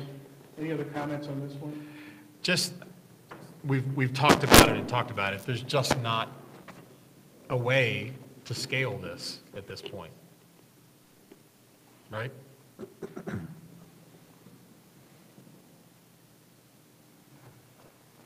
Not if you want it done anytime soon. Now, I will say this, and I put in the memo. We have a bid, and the state does not allow us to negotiate or try to work the cost of that at all. Once it's awarded, we will look for every opportunity to save funds, because in that case, everything we save is going to be ours, because we're covering the overages. Just like the water projects that we did, we had just under $1 million budgeted, and as we went along, we figured out, along with the contractor, ways to do things more economically, and we took advantage of that. You don't see that in a lot of projects. Those opportunities don't present, but that's how we work all the projects. So hopefully scale the project, no, but work the project and try to The other control problem, the cost, we Strain. can do that. yeah, the other problem with the scaling of a project is we have to go back to them and resubmit. And those have been the holdups that we've been holding up for the last 2-3 years, because we've had to do that, claiming that we hadn't submitted paperwork when we had. And that sort of thing. So on this one, I suggest we need to move forward on it. Any other comments? All those in favor say aye. Aye. Any opposed? Resolution carries 4-0. Well, Loretta, I don't have to ask you anymore now.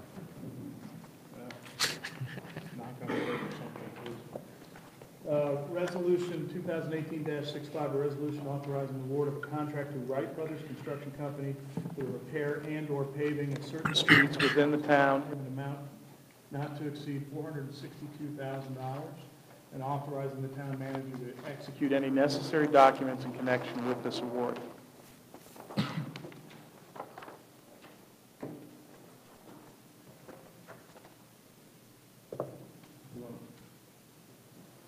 We went to RFP as we normally do at this time for paving every year. We generally, what do we have, 300,000 to 400,000 we set aside for that? We had budgeted 375. It obviously came in 461. almost change. $100,000 more than what we had set aside for this project. Can I get a motion? Motion. I'll second. We have a first and second discussion. Didn't we just talk about not doing this? Just a minute ago? We talked about, this is where we make the decision if we want to do it this year, do the paving this year, since my point was, we've done the RFP, we got the centennial coming up, and we take the following year off, or we do as Lloyd and staff has recommended, which is to not do it this year because prices are so high, and I understand both positions. We at least need to get to the point where we're going to talk about it. And that's all we're at right now. And I guess for the record here, you either need to make a motion to deny or a motion to approve or a motion to table this item as you're dealing with the business that But you if have. it fails, then If your motion is to motion to deny the award on here, and they could be approving that one if that's what you wish to do. If the motion is to approve, then it would have to be voted not in favor of that first to get started. That's what I'm trying to make sure. Would we have to make a second, Well, specifically saying we're going to defer it to the following year? You just made a motion. It didn't say what, so the Yeah. motion is to Is your authorize. motion to approve this? Was your motion to approve this? Yes. Mine was a second to approve it. Okay. Now we open for discussion. That just allows us to open for discussion. Okay. All right? So my question with this is, let's say we decided, no, we're going to wait on this. Does that just automatically put a timer at exactly 1 year? And with regards to this, this other James Boulevard project, let's say there's money that's saved there, does the future council, let's say, May 1st, after that project's done, there's money found, saved there, and the council in the future then pick this back up, and prices drop January 1, and it's not like, by denying this, we're saying it's going to be next October that it's going to happen. No. I mean, that's what you plan for. If you say we're not going to do this paving, then we would push that back, and it would be in the budget for next year, starting next July 1st. If an opportunity presents itself that some of the areas that are in most need could be addressed prior to that, and funds are available or saved from one project or another, then we can come to council, make that proposal and do a budget amendment, and do that. Depending on the magnitude of the project, you may have to go through a bid process and all, which would complicate it further. But if it's a smaller project in an area that's in the most need, we may be able to do that without that. So there are opportunities. Bottom line, we're trying to discuss if we should just defer paving for this year and take that money and put it in the James Boulevard project shorted, or should we push it one more year and say defer that next year? I think that's what part of the discussion is.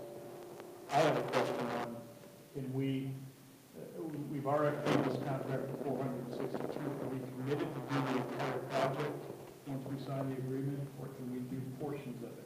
Part of my concern too with waiting to do it next year is you're going to finish your James Boulevard project with a beautiful stone and everything, and you're going to have the pavement up to that point where it flex to it, and then you're going to, people, you always know whenever they pave, you start driving, it's going to leave the black marks on that new white stone. So, to me, there are sections of this we should try to do before the Old Town, Old James Boulevard project gets done, because I think a year later, when you do that, and you pave it, you're going to take all that good-looking work you just did and get a bunch of that tar pavement on it.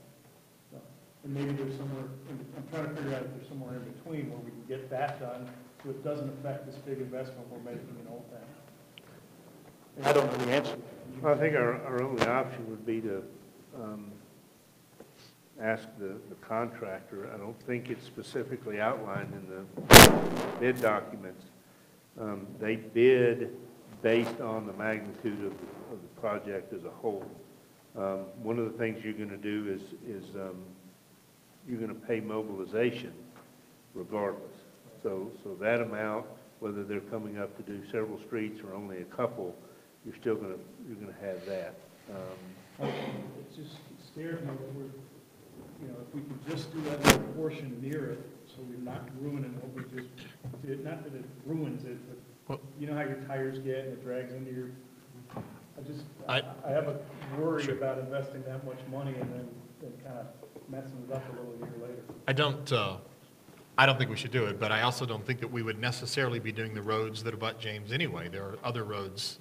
We didn't make a decision on what our paving would be next year based on making Old Town pretty. No, they're in the plan this year. What we're planning to do this year does include that. But is that the only place? No, those are the ones that have been identified as the most I guess pressing. my point is to have the medium is so we don't run into that sort of situation and where most of our stuff's happening in Old Town. Can we segment out that portion or just do that little portion so we're not going back and ruining the 1.4? There's other roads mentioned here, South Palisades Drive, and so it's not. Take those out and just do the part that you want to do before you do the Old Town. But you're, based on just the one thing that Boyd mentioned about the mobilization, your dollar per foot is going to go up then if you do less like that. I mean, if you look at total cost, it would. If you're rolling the dice, we know it's very expensive now. And is it going to be less expensive or more expensive? If you look at most of the roads that are on this are all on there for the same reason. These are also the ones where we did the water improvement projects and the road's been torn up. So is there a way to talk to them and see what the effects would be if we just did those things where we've done the water projects in our town and get those things done before we do this big investment on James? I just think it would ultimately be best for the area. Is there any? I don't want to hold it up too much, but I'd love to have that answer before I vote. We can ask, but it's also going to create a timeline issue with trying to coordinate those things. Okay.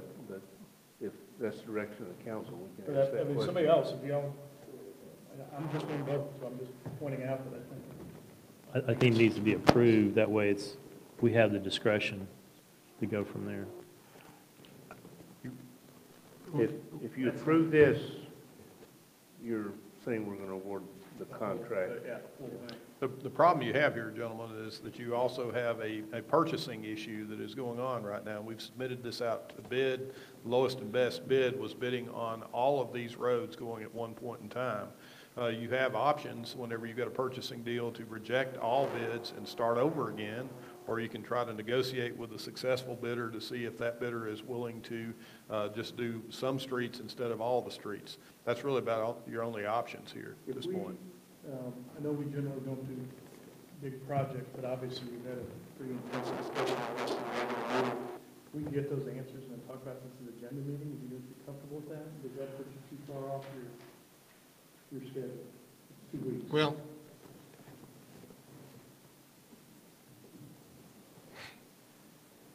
I'd like to see Let me us- get the schedule answer first, and then have, and then. if it's Well, the answer the to your, schedule, answer to your question, I don't know. I think two weeks complicates it further, but I don't know that that would prevent it. That's the best answer I can get you. Bob, are you willing to withdraw your motion? At this point in time, I think it's something that we need to have approved. I don't see where it's to our advantage to put it off. To be clear, if we vote and it's 2-2, it's a fail, and it's done. We could vote, if we vote and it passes, there's nothing else that I can do. I think it's not what we should do. I like the idea of, this would be absolutely 100% political for a minute, but I don't think we should do this, and if people, and I'm running to be on the council, and if people think it was a bad idea, then they won't vote me in next time. So I think that's fine as well. But I think we shouldn't. What I voted yes for, as far as awarding the contract and spending the extra money for the James Boulevard construction, was based on us not spending this, was based on the proposal that Boyd suggested to us as a way to get through this thing. And it did not involve modifying it so that we go ahead and put this hit on our budget right now. And I also do recognize, well, no, we can't. If we vote for this, it's as Phil said, it's a contract. Yes. This is a contract to spend this money, and it absolutely is, it blows a big hole in our budget. And we absolutely, if we look at the percentage of our general fund, it will knock us below that 35% level, no question, that we've said we wouldn't do. You had mentioned, Phil, that if we approve the contract, we could negotiate. If there is a, I guess, at this point in time, you have the lowest bidder at this point. Wright Brothers succeeded on this by over, well, right about $80,000 here is the lowest bidder. So you can negotiate with the lowest bidder and see if they're willing to do less streets potentially. But the problem is they bid on a contract for $462,000. And if you start telling them that they're only going to get $100,000, they might. Dan's absolutely right. If we vote for this now, we've awarded this contract for the 462. Yes. That's why I made the suggestion that can we get Boyd to go back and talk to them now and make this decision at our agenda meeting after we have a little more information. But what about the schedule issue, would you say? I don't know. Again, 2 weeks complicates that in trying to get this done ahead of the work on James Boulevard, because we are anticipating, now that that's been awarded, that we want them to start as quickly as possible. It needs to happen before James Boulevard then. But James Boulevard's not, they're not breaking ground in the next 2 weeks. Loretta, No, I realize that, but this, The project would have to happen before that. Which is, yeah, part of my point was we want it done during the centennial, and a portion of that, just a portion that's gonna, where we already did the water fixes, and the stuff that's gonna roll over all this new stuff we do. I would like to defer this to at least get those answers before we make. And that's my Boyd was kind of indicating that 375,000 was budgeted originally, it's now exceeded that. We award the contract regardless of now we're in 2 weeks. The negotiation versus doing less roads, but couldn't the negotiation entail, price relative to the cost of materials? If the price goes down, as you said, it might happen. Everyone says it's going to go down. Is that possible? Hey, Loretta, Do they bill us based on unit price in the contract, not unit price that they pay At for that the time. material? Okay, all right. can we wait 2 weeks, Loretta?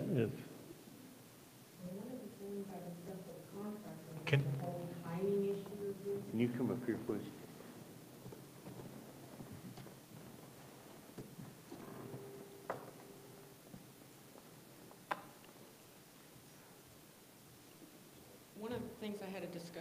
on the contractor was the timing of this whole contract. We've got the construction on the front of the mountain. We were trying to wait until after that because of the delays. You don't want to have, hot asphalt sitting there in traffic, cooling off. So that was one issue, that was a problem. We wanted to do it after that, but then we wanted to do it before we get to any paving on James.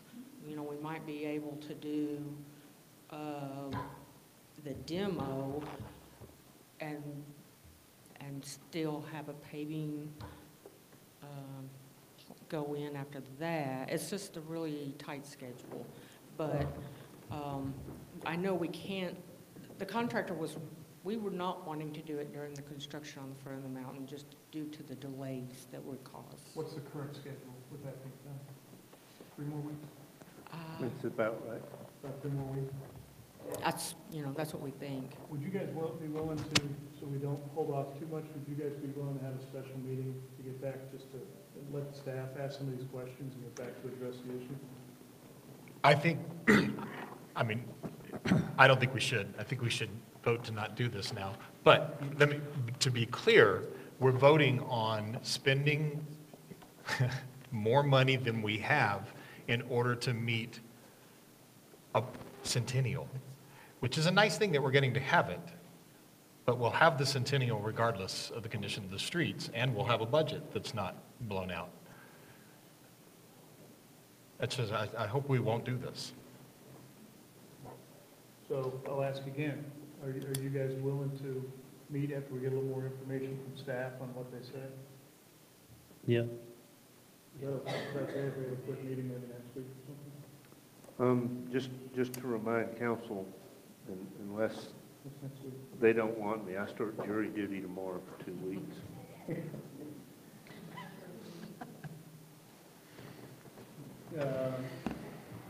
The evening meeting, I can do that. I'm open next Tuesday. You guys open next Tuesday? Monday, Tuesday? Tuesdays may be a little hard for your lawyer. Okay. Yes, sir. Said Monday. Monday would be the 17th. And I'm open the 17th. Brandon, are you open the 17th? Yes, sir. All right. I think if we want to go that direction, then I think, Bob, you'd have to withdraw your motion and we'll table this Okay. until we get some more information. I'll withdraw it. I'll withdraw my second. You need to make a motion. Well, I'd like to make a motion, we deny the contract. I Okay. move we deny this contract. We have a motion to deny the contract. Is there a second? There's no second. That motion dies. I make a motion that we get staff to get us additional information. Special meeting Monday, once we get those answers and address this issue. Approved. We have a second? Dr. Yeah. Spaulding? Conversation on that? All those in favor say aye. Aye. Those opposed? Nay. Okay, 3-1. You set a time for that? 6:30? 6:30.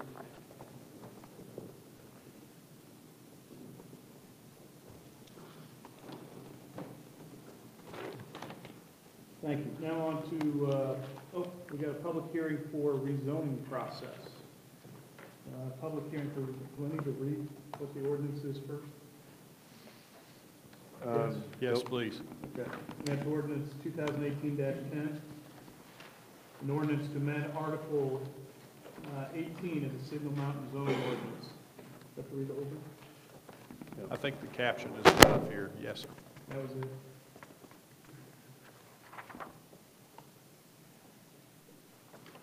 So we have a public hearing. We'll open the public hearing. Would anybody like to address this?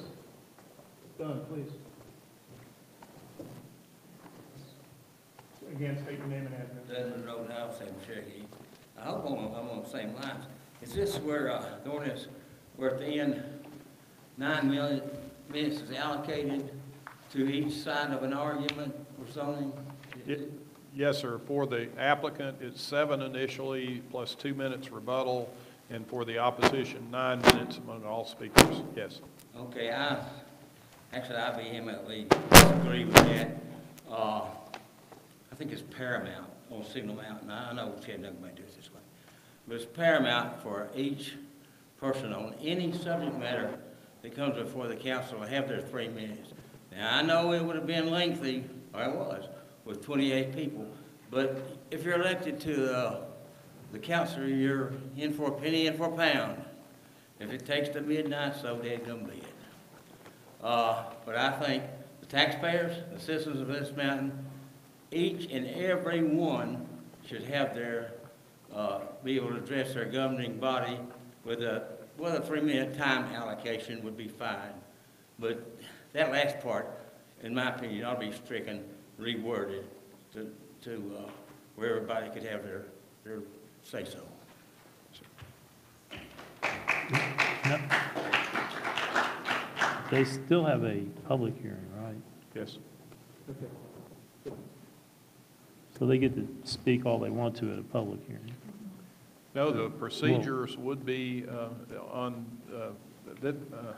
the procedures that are in place here were read initially last time whenever we were in front of the council here, but at least I've been present whenever there was a discussion of the required methods of procedures.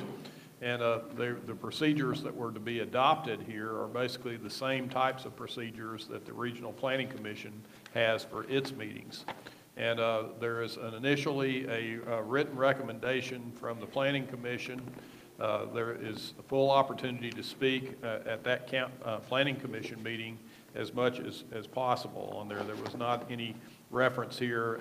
The Planning Commission has each speaker is given a maximum of 3 minutes for comments, and the public comment period there would not extend past 30 minutes. So there was a 30-minute limitation at the Planning Commission meeting, and then the actual action by the town council would occur after there is a recommendation from the Planning Commission, and the time periods there would be 7 minutes for oral presentation plus 2 minutes for rebuttal, and then the opposition would have 9 total minutes among all the speakers.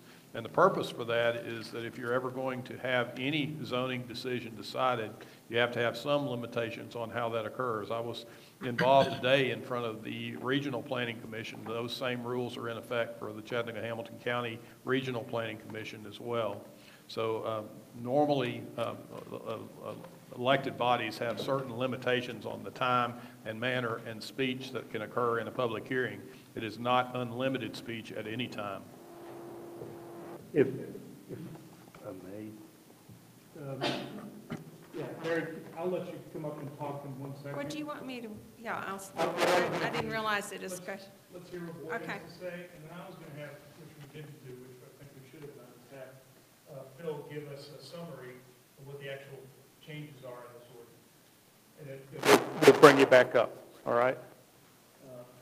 Well, yeah, and just basically what I wanted to do was add to what Phil said. At the Planning Commission, it is set for a 30-minute period for public comment, but it states that those rules and time restrictions shall be enforced at the discretion of the Planning Commission chair. So it gives them latitude to extend that period if they wish.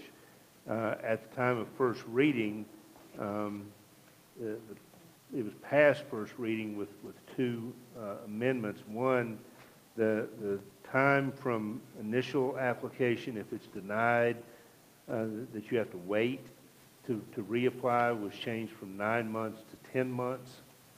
And the other change was that in section 1802.08 that Dunn was referring to, we added language that said that these were the time limits, but we added, however, time periods may be extended by majority vote of council members at the meeting.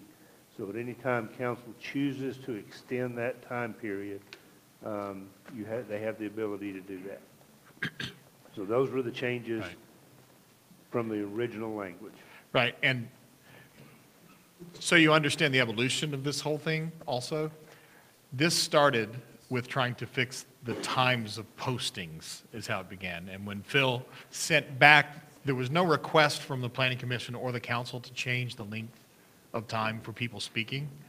It's just that when the whole thing came back, that language was in there. So this is something that Phil brought back to us. And then several people, myself included, asked that additional language be put in there, that it's at the discretion of the bodies, because it's obvious sometimes that you might need to have more people speak.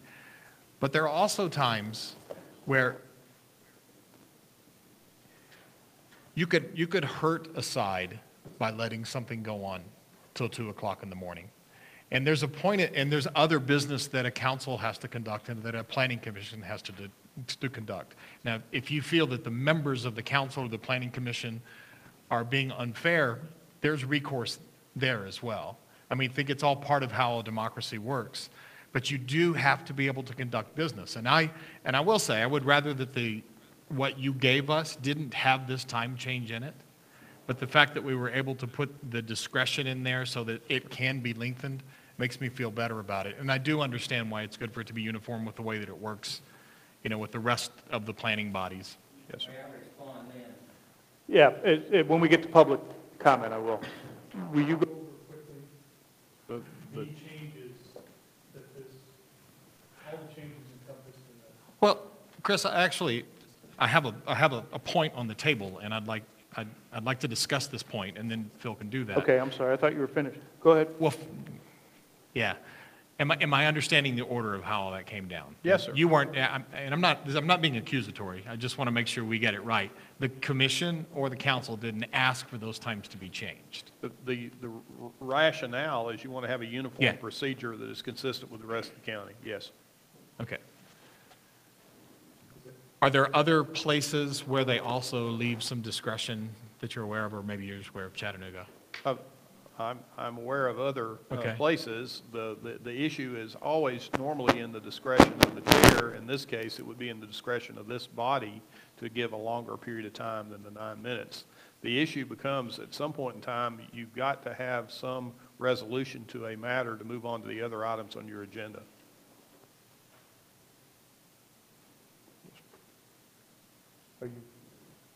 Yeah, and I think that's reasonable. I mean, an elected body has to be able to get the job done at some point as well. You can't just filibuster everything. We don't have filibusters in local politics like this. Yes, sir. The things that changes that are currently in place, just so everybody understands, and then we'll reopen public comment, and anybody who spoke before can have a chance.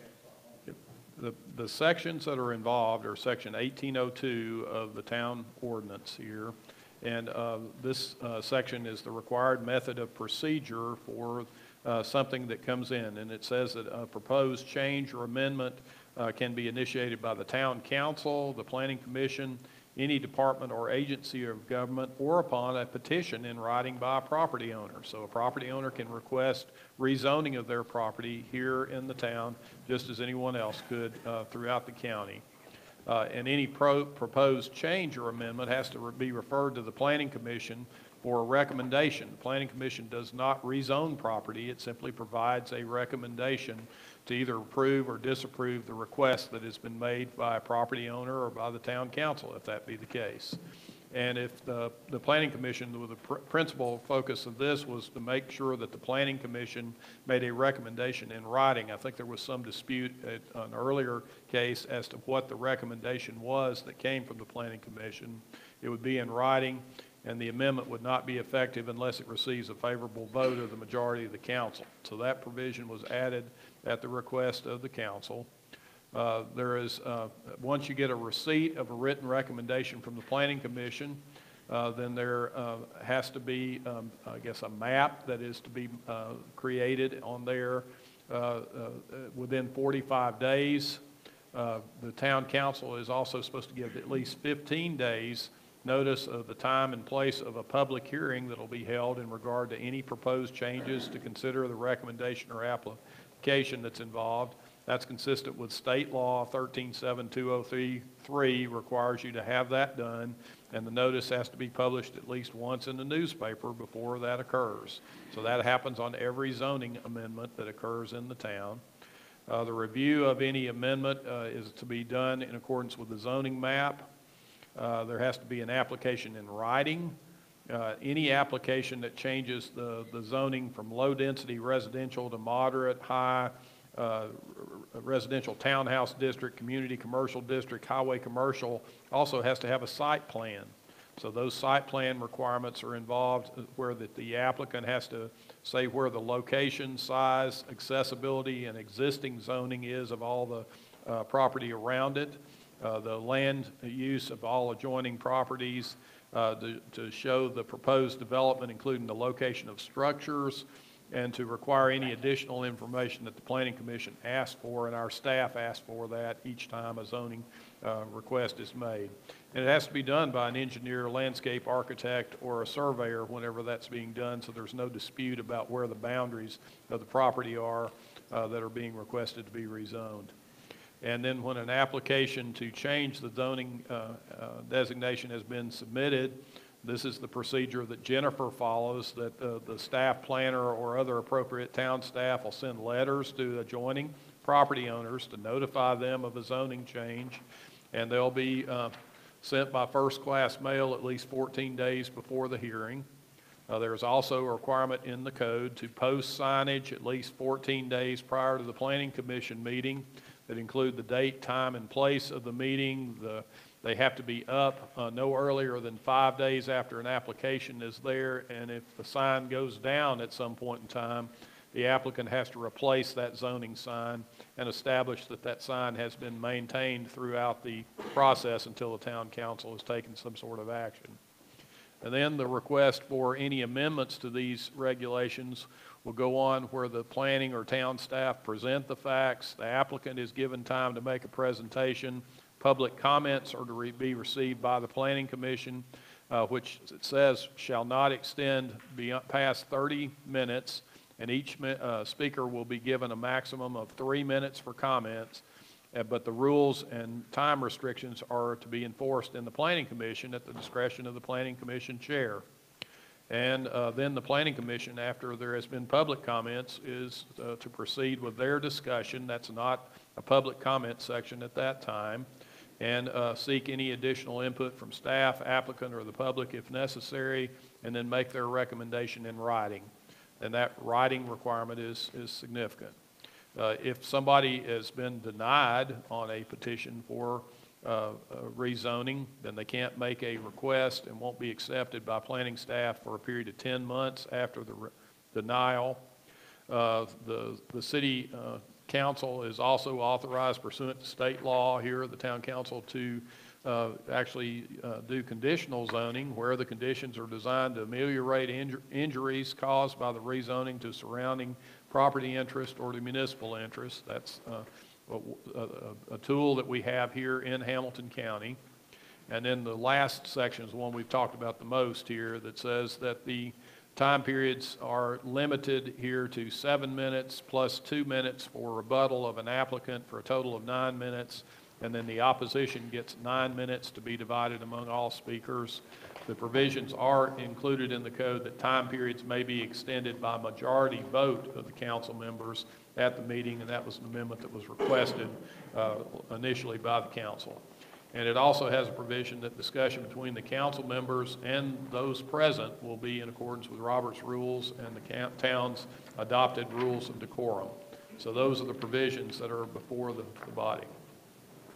Any other comments before I open public? So there was no time limit prior to this? No time limit other than the 3-minute rules of decorum that y'all have had in effect. Any other comments before I open for public hearing? Don, would you like to go first? Please. Thank you.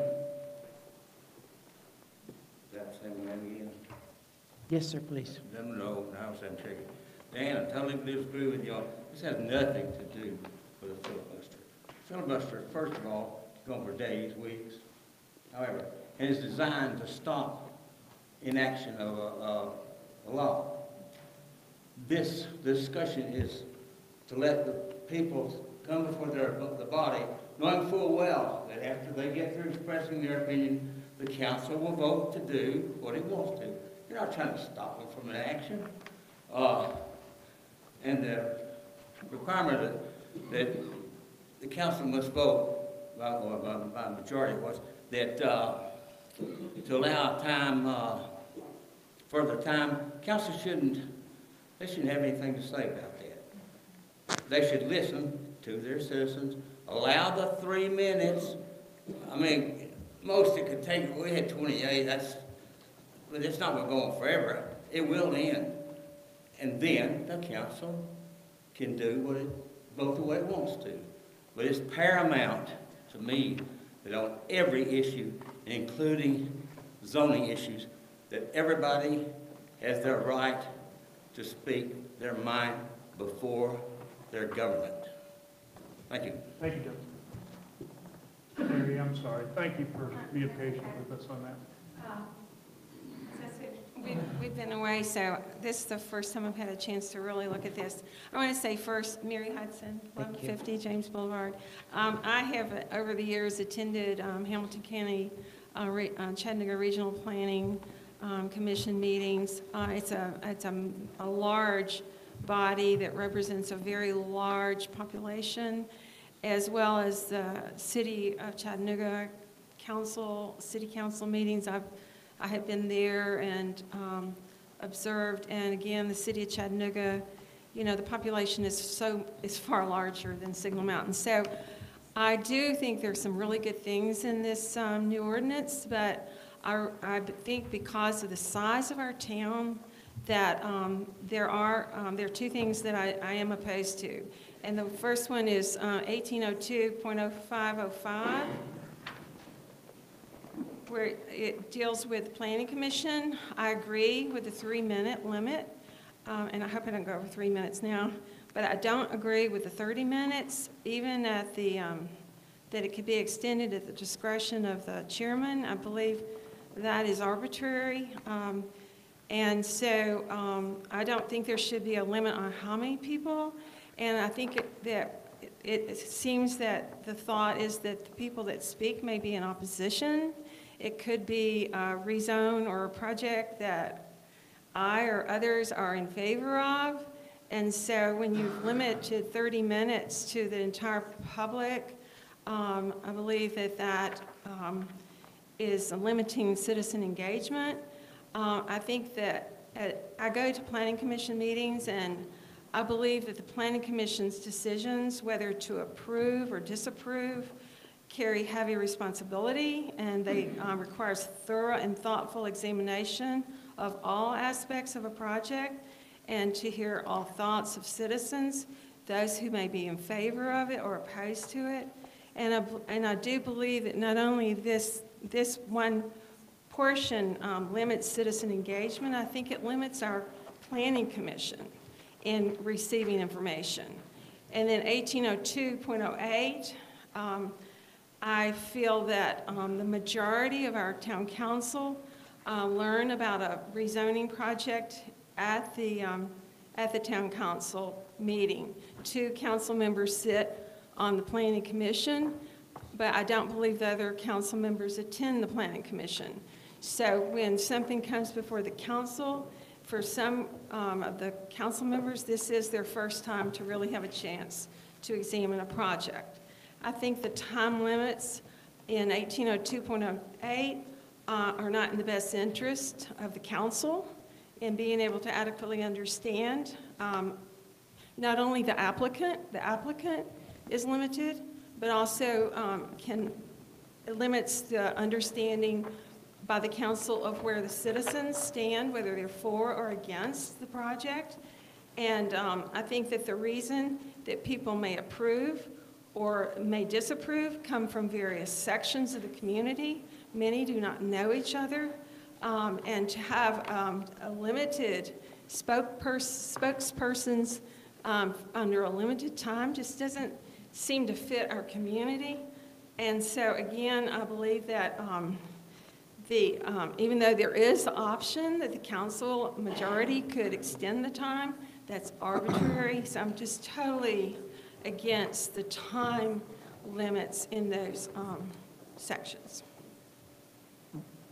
Thank That's you. all. Can I, let me just clarify. You said you're not, in 18.0205.05 C, you're not for the 30-minute limit, but you're okay with the 3-minute? I think the 3 minutes realistic, and I mean, I agree that. Yes? I do, there are people that sometimes say the same thing, but they're not necessarily the people that know each other. So yes? Oh, I'm okay with a 3-minute, Okay. but I'm And then the opposed. last, and then 18.02.08, you don't like any of that? Well, I agree there too. I mean, it doesn't say anything about a 3-minute limit. I think it should be a 3-minute limit on the speaking. So you should be, you're saying it should be the same? Right, but I think too, this is interesting because you wouldn't allow just a 3-minute limit for the applicant. So I think an applicant too, I'm not sure about the applicant side of it because it just seems very limiting for everybody.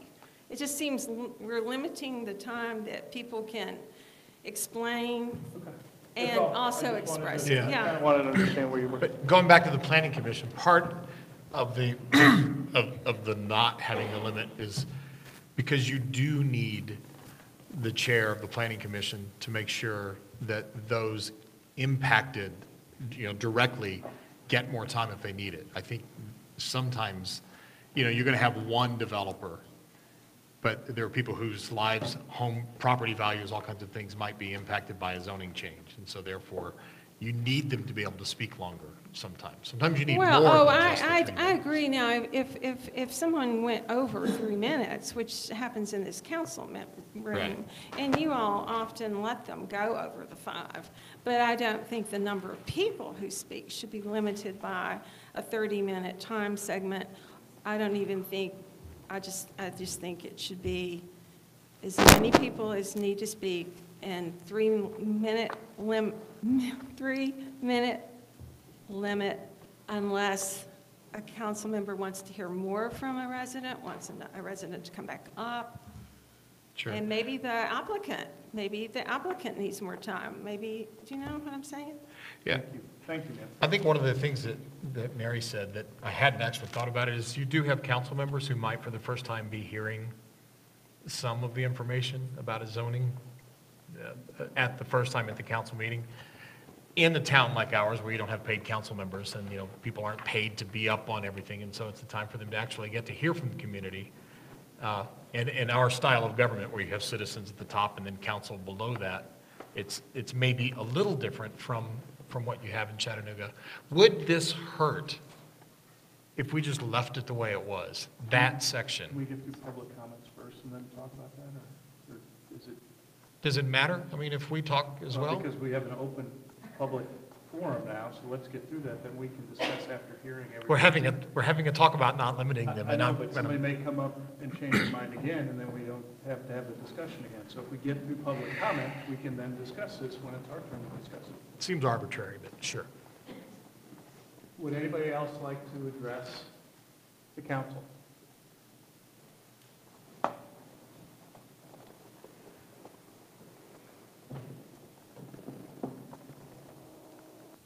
Wendy Morgan, 1143 James Boulevard.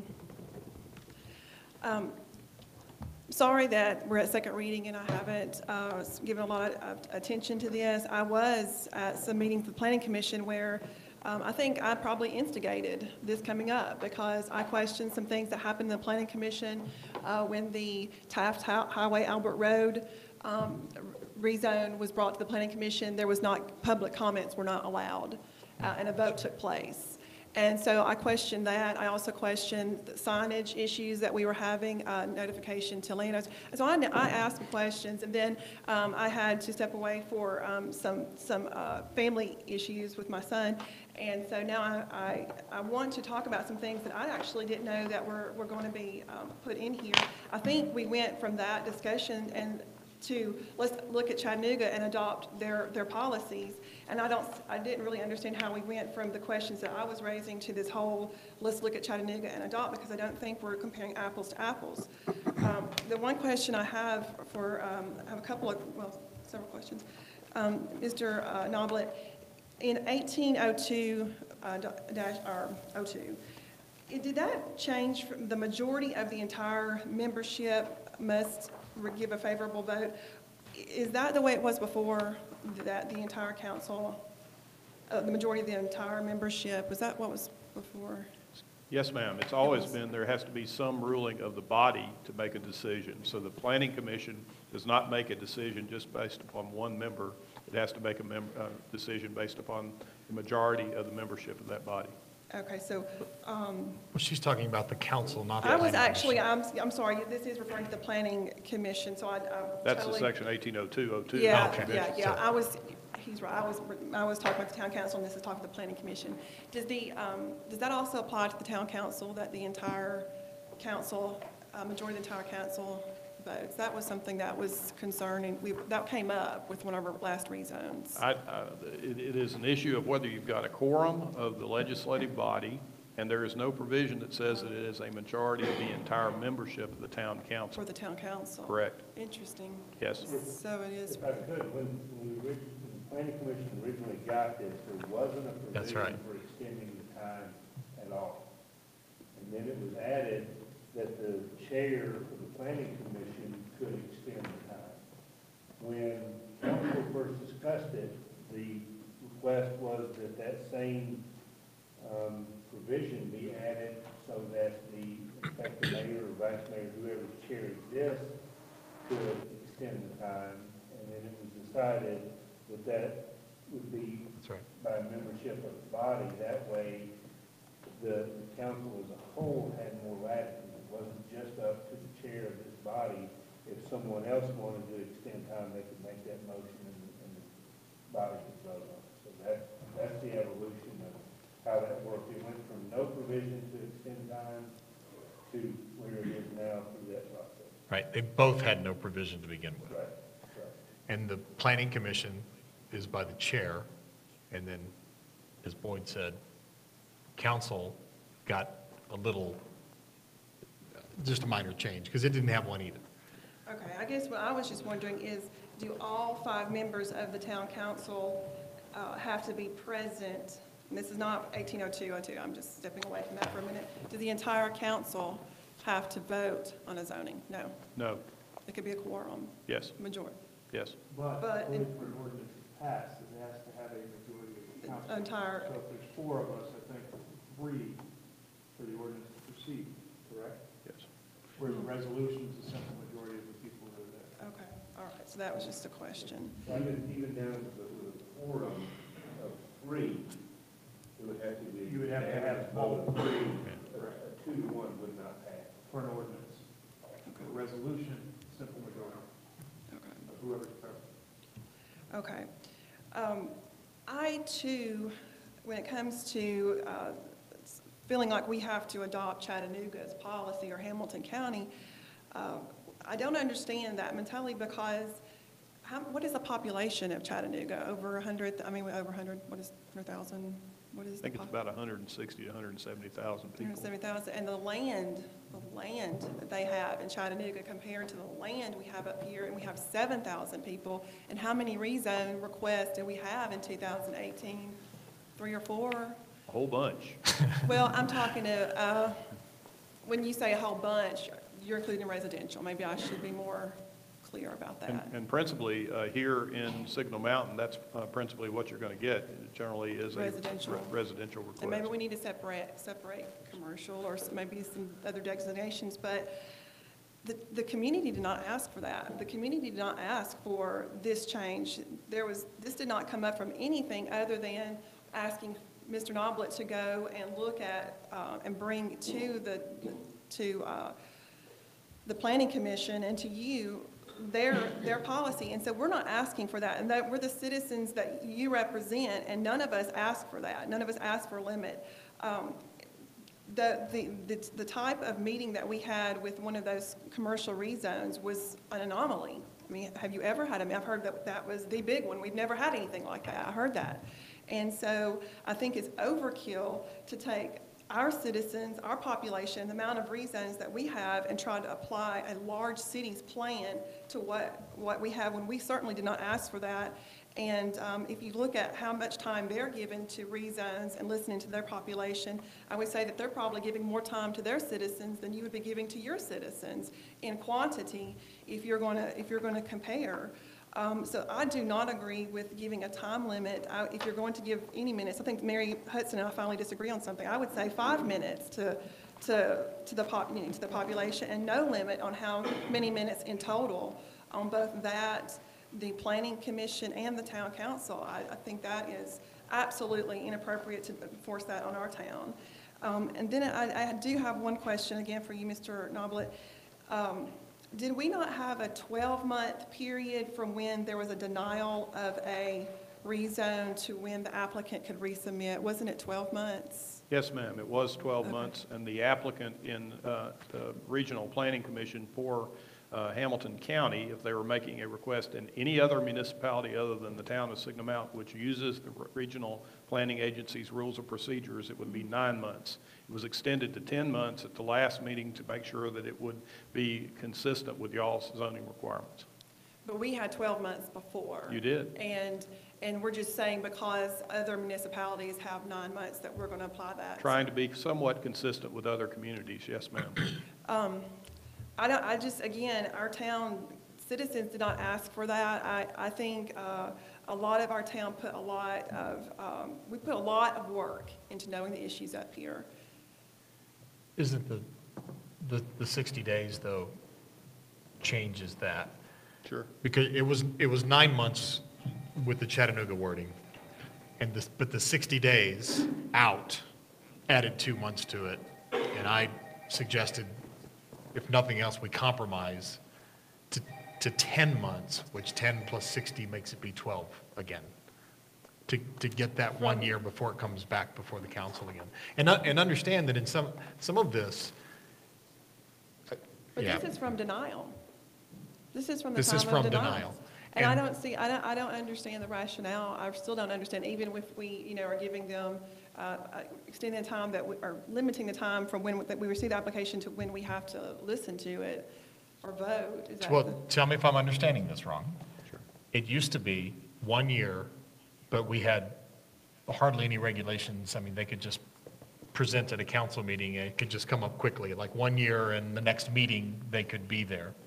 What this changed is that they have to do it 60 days ahead of time to give council time to learn about it for site walks and for all that kind of stuff, for citizens to figure out what they want for everyone affected. So that 60 days backs that out, but they still have to wait 10 months. So it's 10 months plus 60 days.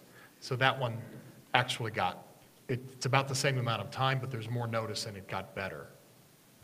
10 months plus 60 days? Is a year, basically. Does that make sense? I understand what you're saying, but It was 9. I don't see how that benefits the community because, first of all, we've lost our paper, one thing. The communication in this town and the ability to know what's going on is severely limited.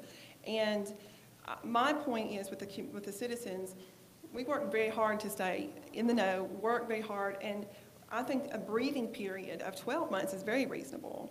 And giving the town a rest from this, and it also makes sure that when this comes back, that the applicant is not speeding through a process to bring something that's not entirely different from what they brought before. So I don't think it's putting any kind of burden on the developer, but it's putting a burden on the citizens to increase to have that to come back again. And I don't see any reason whatsoever to change it from 10 months. If it had been 12 months and stayed 12 months plus 60 days, that would have been a year and 2 months.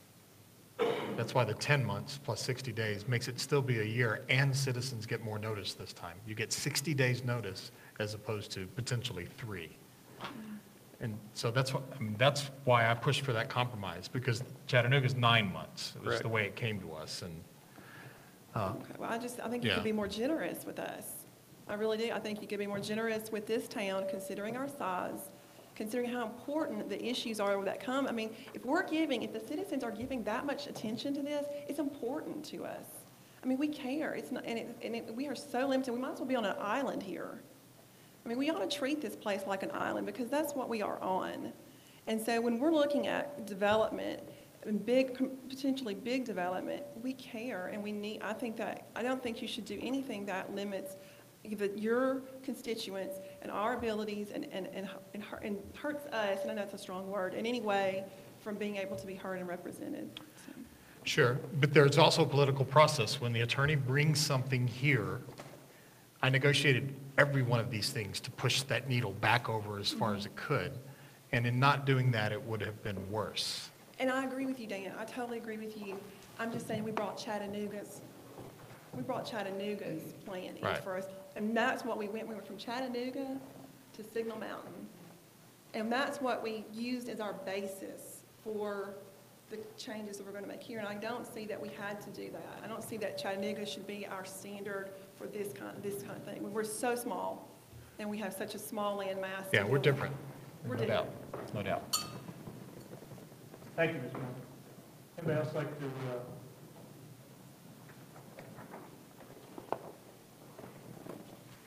Annette Allen, 205 Primrose Way, and my write-in vote for governor is going to be Wendy Morgan.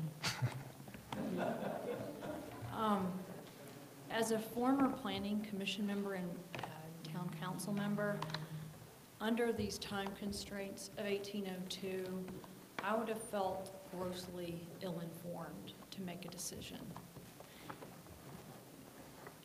It can make a meeting go long, you can go home late, you have to vote at the end of hearing everybody, but everybody's perspective is important.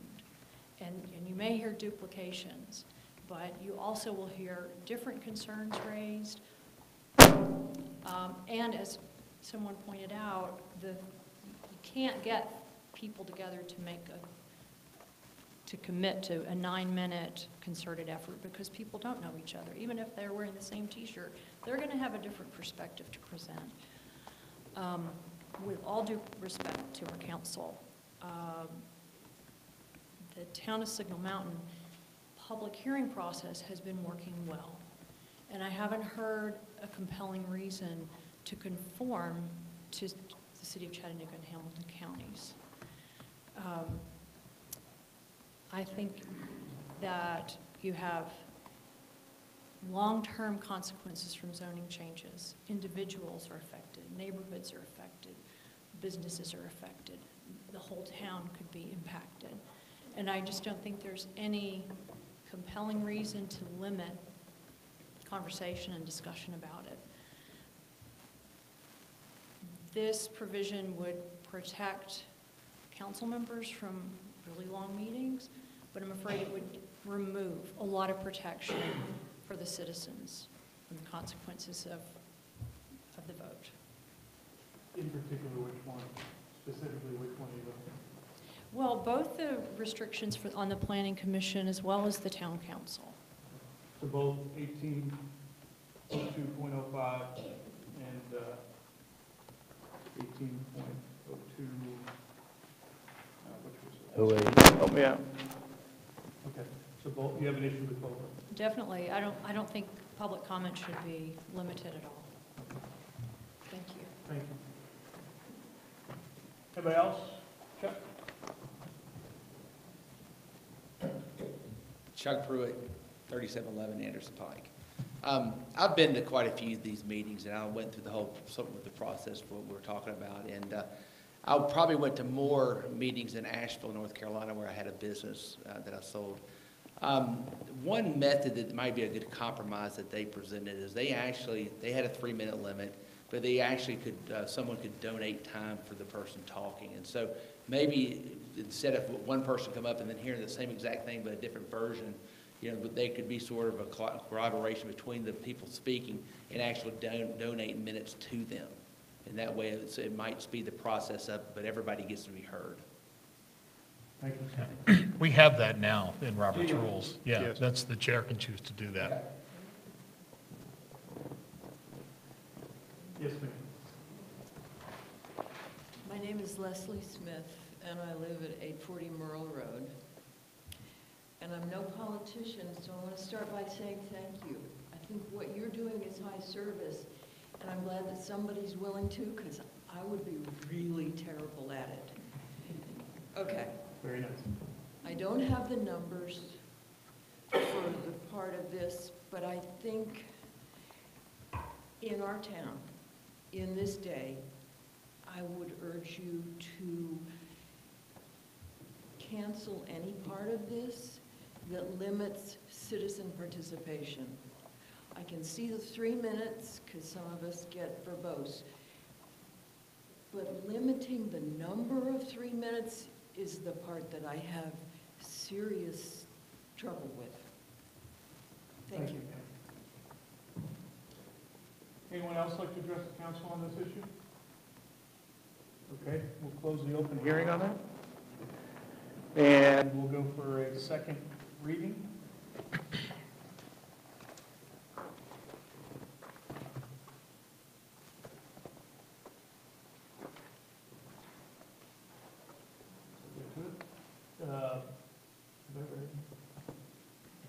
Ordinance number 2018-10. Now this, we have read this and it passed, correct? All right, what was the date of that? Pardon me?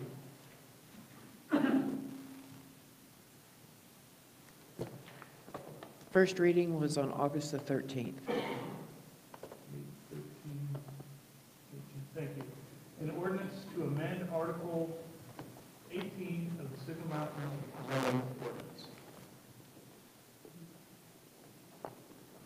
If it passes this one, it's done. Correct. Do I hear a motion?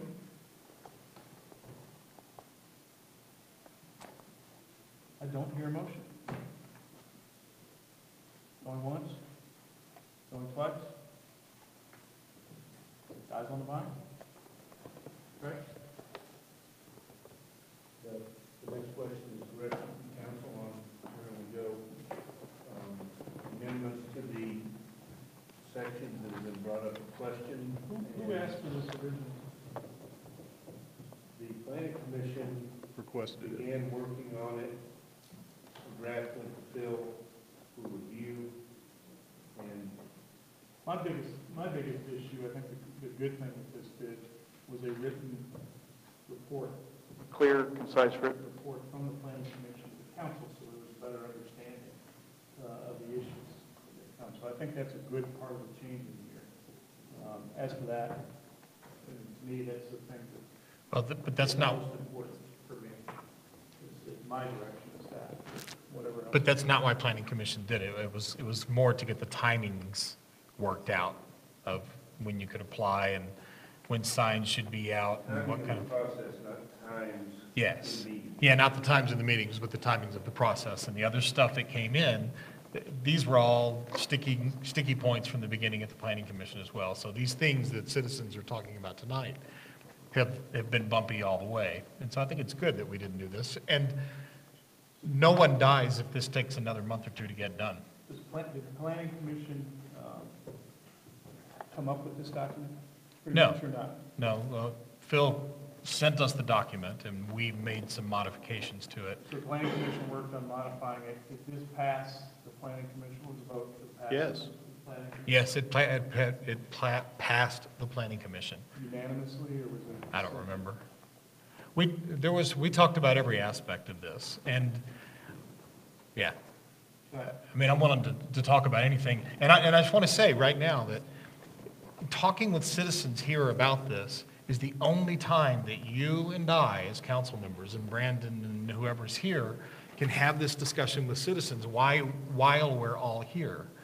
And so this time is important, and I honestly don't appreciate being shut down on some of that, because it's the only way that we can do this. I don't think they shut you down. No, okay. It's happened. But it's good that we didn't, so I'm moving on. So it's good I think, that we didn't get a second on this. And so what staff needs now is council direction. And do we send this back to the planning commission? Or does council then at work session take a look at these areas that limit the times, or anything else we want to take a look at and send it up for, does it need to go back to planning commission? If anything I heard, it's Yes. not to limit the citizens' input, and so I think that needs to be stricken from this document, if this goes forward. I'm sure it will go to one of our agendas meetings. My guess is, and I don't know, because I tend to agree with everybody we talked, but if you don't have some sort of rules in there, then it falls to the chairman of the meeting how they want to do it, unless you, so there's a protection in there too by putting a time limit on there, so the chairman can't say, you know what, we'll hear 1 minute from everybody and only 5 people can speak. Well, but we have the 3 minutes built into the way we conduct meetings. Am I wrong about that? If it doesn't say that, the 3 minutes is built into our It's not meeting. building into our public hearings for these ordinances. I think that's part of the reason they came up with it, is to give some sort of direction. My suggestion, we may be on the same page, I think we should send this back to the planning commission and Right. ask them Sure, to but- to listen to what the folks said today and then incorporate it into this document, because I really think they only had problems with two different issues. To me, the big thing is, I think it was important to get clearer direction from the planning commission when we're tackling some of these issues. So my suggestion would That's be, right. let's send it back to the planning commission and let them address the timing issue on those 2 areas. That's really the only areas I saw anybody had any issues. But I would like to get an answer, just so that I understand. Is the 3 minutes, anytime a body has a meeting and they're going to have public input, is There are it rules of default? procedure that the council has adopted for public meetings, and those rules of procedures have a 3-minute That's right. limitation So for the all 3 meetings. so the 3 It's minute. not a planning commission specific That's item. right.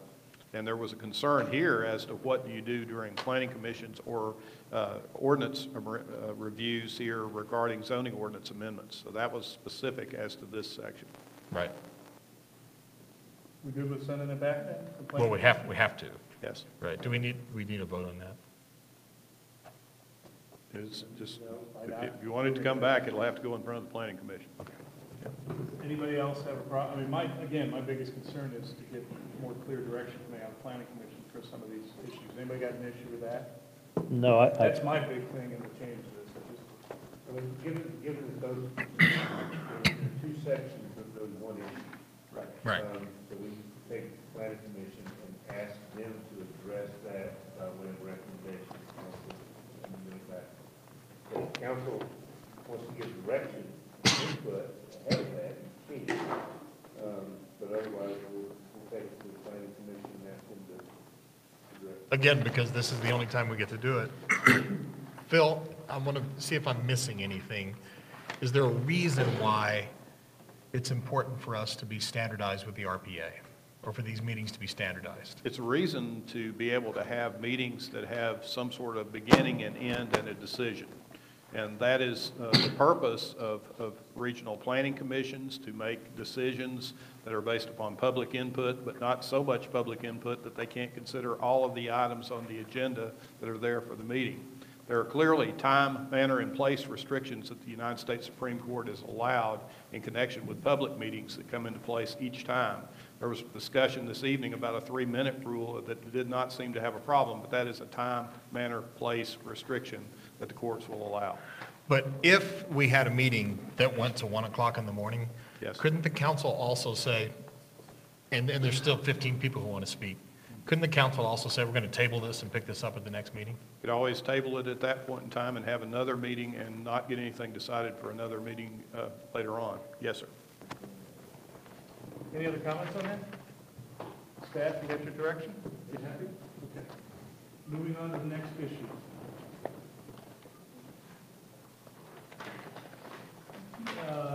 I'm sorry, Mayor, would you mind taking a short break? A short break? Pretty please. All right, we're going to take a 5-minute break. We will reconvene at, what is that?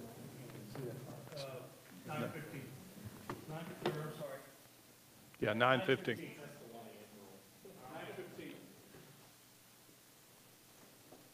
9:15. Yes, sir.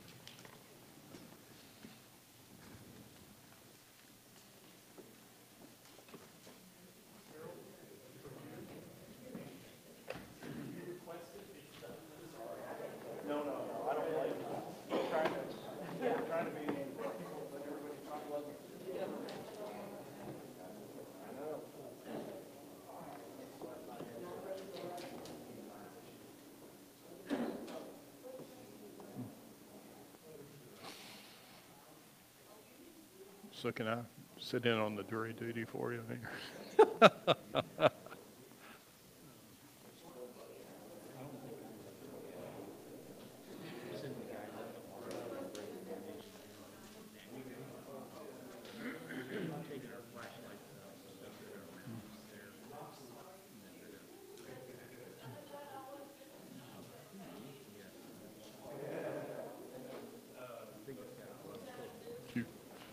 You really sure you want to get into it?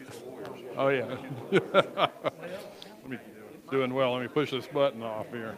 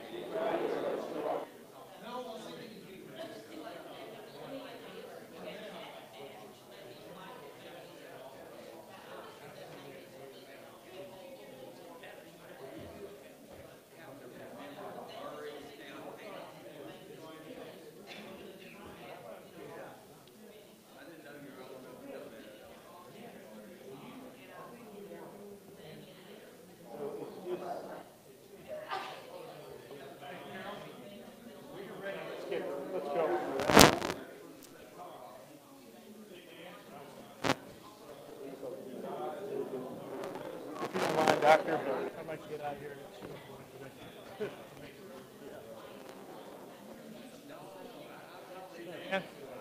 Dan. Councilman Landrum? It's a little early.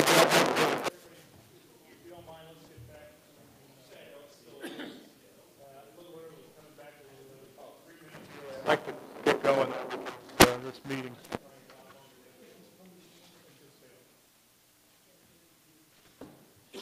The night is young. Back to order. Next issue is the speed limit on portion of James Boulevard. This is amending Title 15. This would be the first reading, correct? Correct. That is, so it does not have an ordinance number. And it's not in my packet, so I have to go together. It is an ordinance to amend Title 15, Chapter 4, Section 15-401 of the Town of Signal Mountain Municipal Code in reference to speed limits. Who wants to handle this one? Boyd? This is a couple things. The main goal of this ordinance is to address something we've talked about several times over the years at that level. And that is to now, unless a street is posted otherwise, our townwide speed limit is 25. James Boulevard, Shoal Creek, Timberlake, James Jackson Bridge are all noted and posted as 30. And not to discount the argument that James Boulevard as a whole should be 25. When you go through the 5-way and you start in the Old Town, the character of James Boulevard significantly changes. The houses are closer together. The road does narrow. It becomes more curvy. So it really is a different road. Beyond that, it is not as much a, arterial collector. So the road just changes character. So staff had asked that we look at changing the speed limit from what we call the 5-way through Old Town to 25 miles an hour. When we looked at this ordinance, it also noted that the last change, it had been changed to say that Ridgeway and Taft Highway were 35 miles an hour. But there was also a section left in that said from Alt to Everfeld Road, it was 30 miles an hour. So it said from end to end, it was 30, but then there was also a section that said, but this little part is 30. And the speed limit has been posted 35 city limit for several years, so there's obviously an oversight. So in the process, we also corrected that and changed the wording to say US 27 State Route 8 throughout the town. That way we got away from the secondary names of those roads. So those are the two designations formally for that at the state. But so those are the two changes to the ordinance. Can I get a motion? I'll make a motion. We have a first, second, Yeah, I'll second. first and second. Discussion? I'd like to look at this as us starting to look at our speed limits. And we can take a look at James. This begins to clean it up. Really, the only limitation we have is on the highway where action would require a traffic engineering study investigation. Other than that, the town roads, council has the latitude to make changes if those studies are desired. You can do that, but they're not necessary. I'm not pointing it out from that perspective, only that if we do anything on the highway, that is required. Other than that, it's up to Just for transparency and understanding by everybody here, this does not require a public hearing. This is a first reading at one meeting, and then a second reading, and it requires approval of both, and it must be a majority of the entire council. Just a clarification on the process. Any further discussion? I think it's a great first step, especially in conjunction with the idea of improvement of pedestrian areas and bike paths. Start looking towards, making these adjustments as we, especially going into Centennial. Dan, Bob? I'm looking right now to see, did we address speed around sidewalks in the bike ped plan? Do you recall that? It seems like there would be some language in there, where cars are next to bicycles with bicycle lanes and. I don't think it was addressed in terms of how it should be addressed.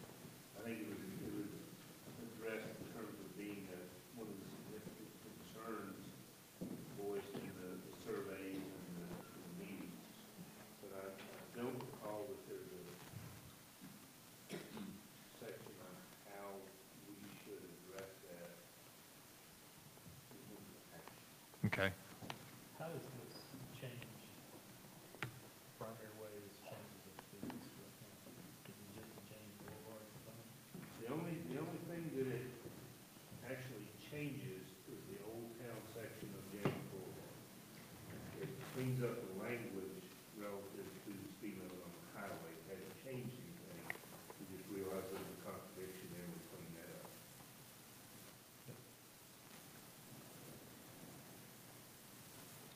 Any other comments? Ready to vote? This is first reading again, it will require a second reading. Will we do that at the agenda meeting? That's Up to the council. Okay. So everybody knows on the record, we're going to do the second reading at the agenda meeting. All those in favor say aye. Aye. Any opposed? First reading, the ordinance passes 4-0. On 9, 10, 18. Next ordinance, and final ordinance for the evening, is amending Title III, the court schedule. And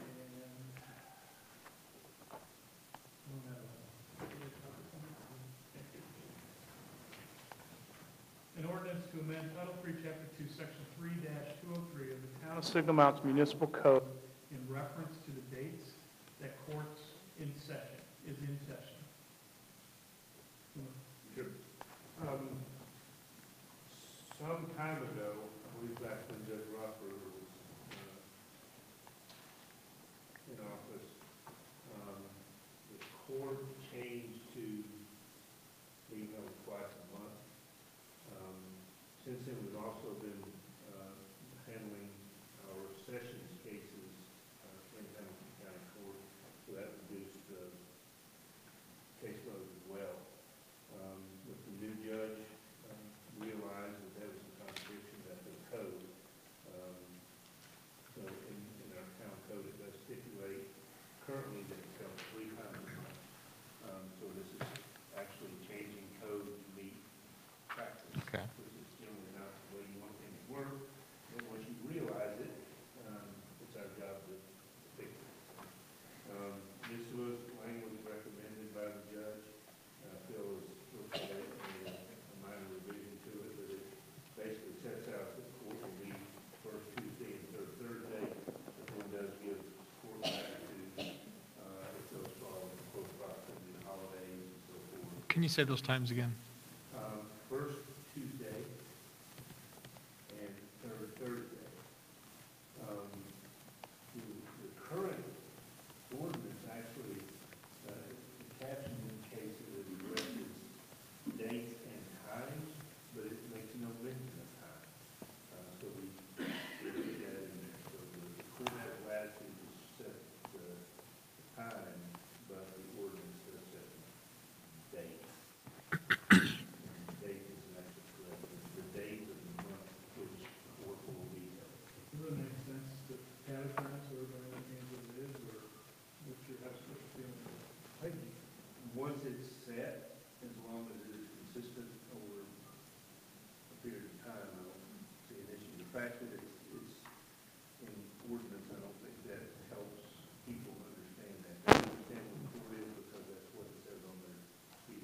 And every speeding ticket will actually have the date and the time for that person to appear, so they will know on the ticket when they were supposed to come to court. For edification of everyone here, Yes. can you address any of the changes? to Yep. this from Well, principally, point out the changes? well, I mean, the provisions here are going from 3 times a month here to at least specific dates on the first Tuesday and the third Thursday of each month. It allows the judge to make some changes if necessary in that time period if you're on a holiday. And it also includes the last sentence, which Boyd didn't speak about here. Additional court dates may be scheduled as the town judge deems necessary. If you get to the point where you're going back to a heavier general sessions type docket, then it would give him the ability to go back to 3 days a week if necessary at that point. But you got to deal with your ability for your court to be there and be open on those times. This also saves you at least on the amount of personnel that have to be here, just specifically 2 days a week, or a month, excuse me, 2 days a month. Anybody have any comments? Do we have a motion? We do not have a motion yet. Okay, can I get a motion? Motion. Second. I have a first and second. Additional conversation, discussion, questions?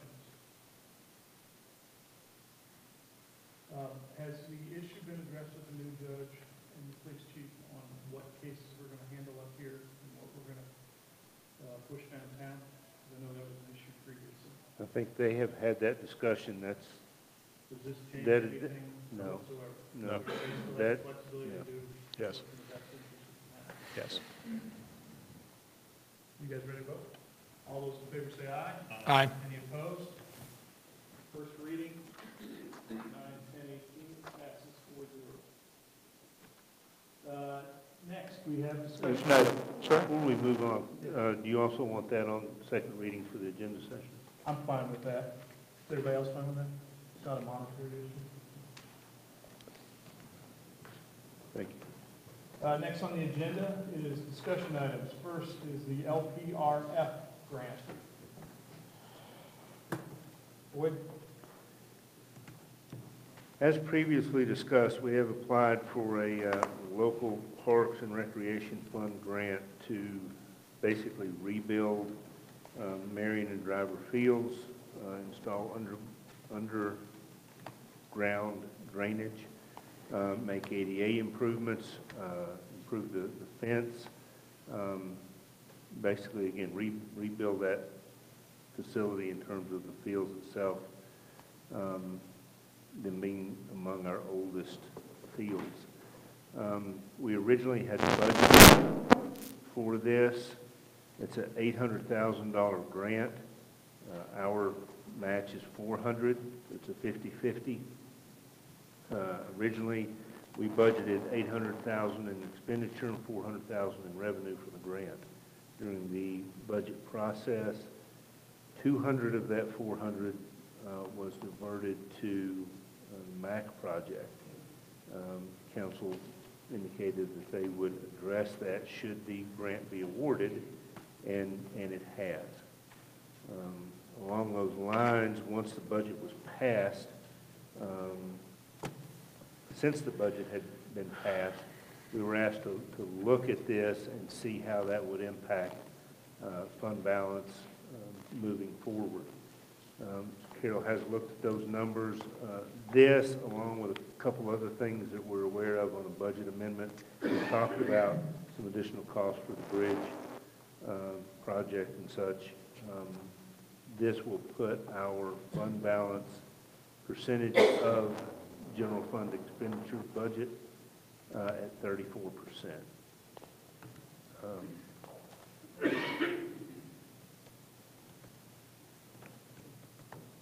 That, frankly, was another factor in looking at how we dealt with the James Boulevard and paving. So that's where we stand. Any comments? Any discussion? Yeah, absolutely.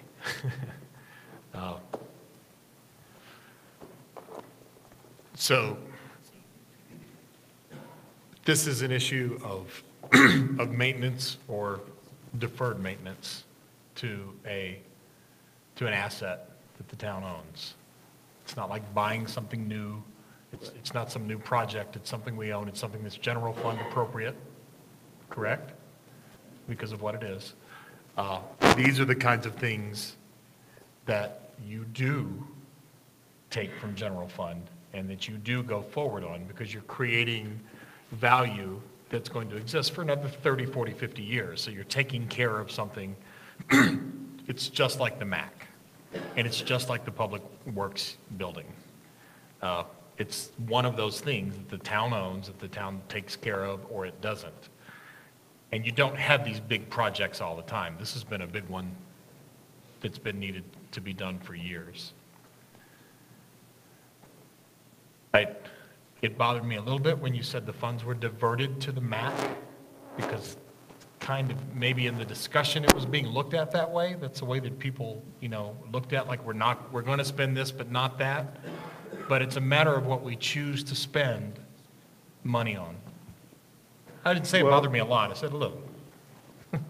There was $400 in this, $400,000 in this line item. Wish it was 400. And we were, sorry? Wish it was 400. Yeah. $400,000 in this line item, and we were told to take it from there and put it over here. That's what I mean by diverted. I meant nothing else. No, I know. We took it from this place, put it in this place, and said, okay, if this really happens, we'll address it. So that's all I meant by Sure. that. No, I get it. And then we did get the grant. We did. Then the grant came in. So saying no to this is also saying no to an additional $400,000 that's coming to us from state, federal? It's the state. There are federal, this is how it gets complicated. There are federal funds that come through a state program. Okay. And that fact is what, this facility largely was developed under a similar grant. And that's why the tennis courts always have to be tennis courts, and the pool has to be a pool, or we have to build a pool somewhere else if we want to use that space. So there are restrictions associated with grants like this, but in our case, they really don't pose a problem because we intend to use these facilities as they are. But it is federal money through a state program. Do you know approximately when the last time was that we spent a great deal of money on Marion and Driver Fields? I would say when it was built.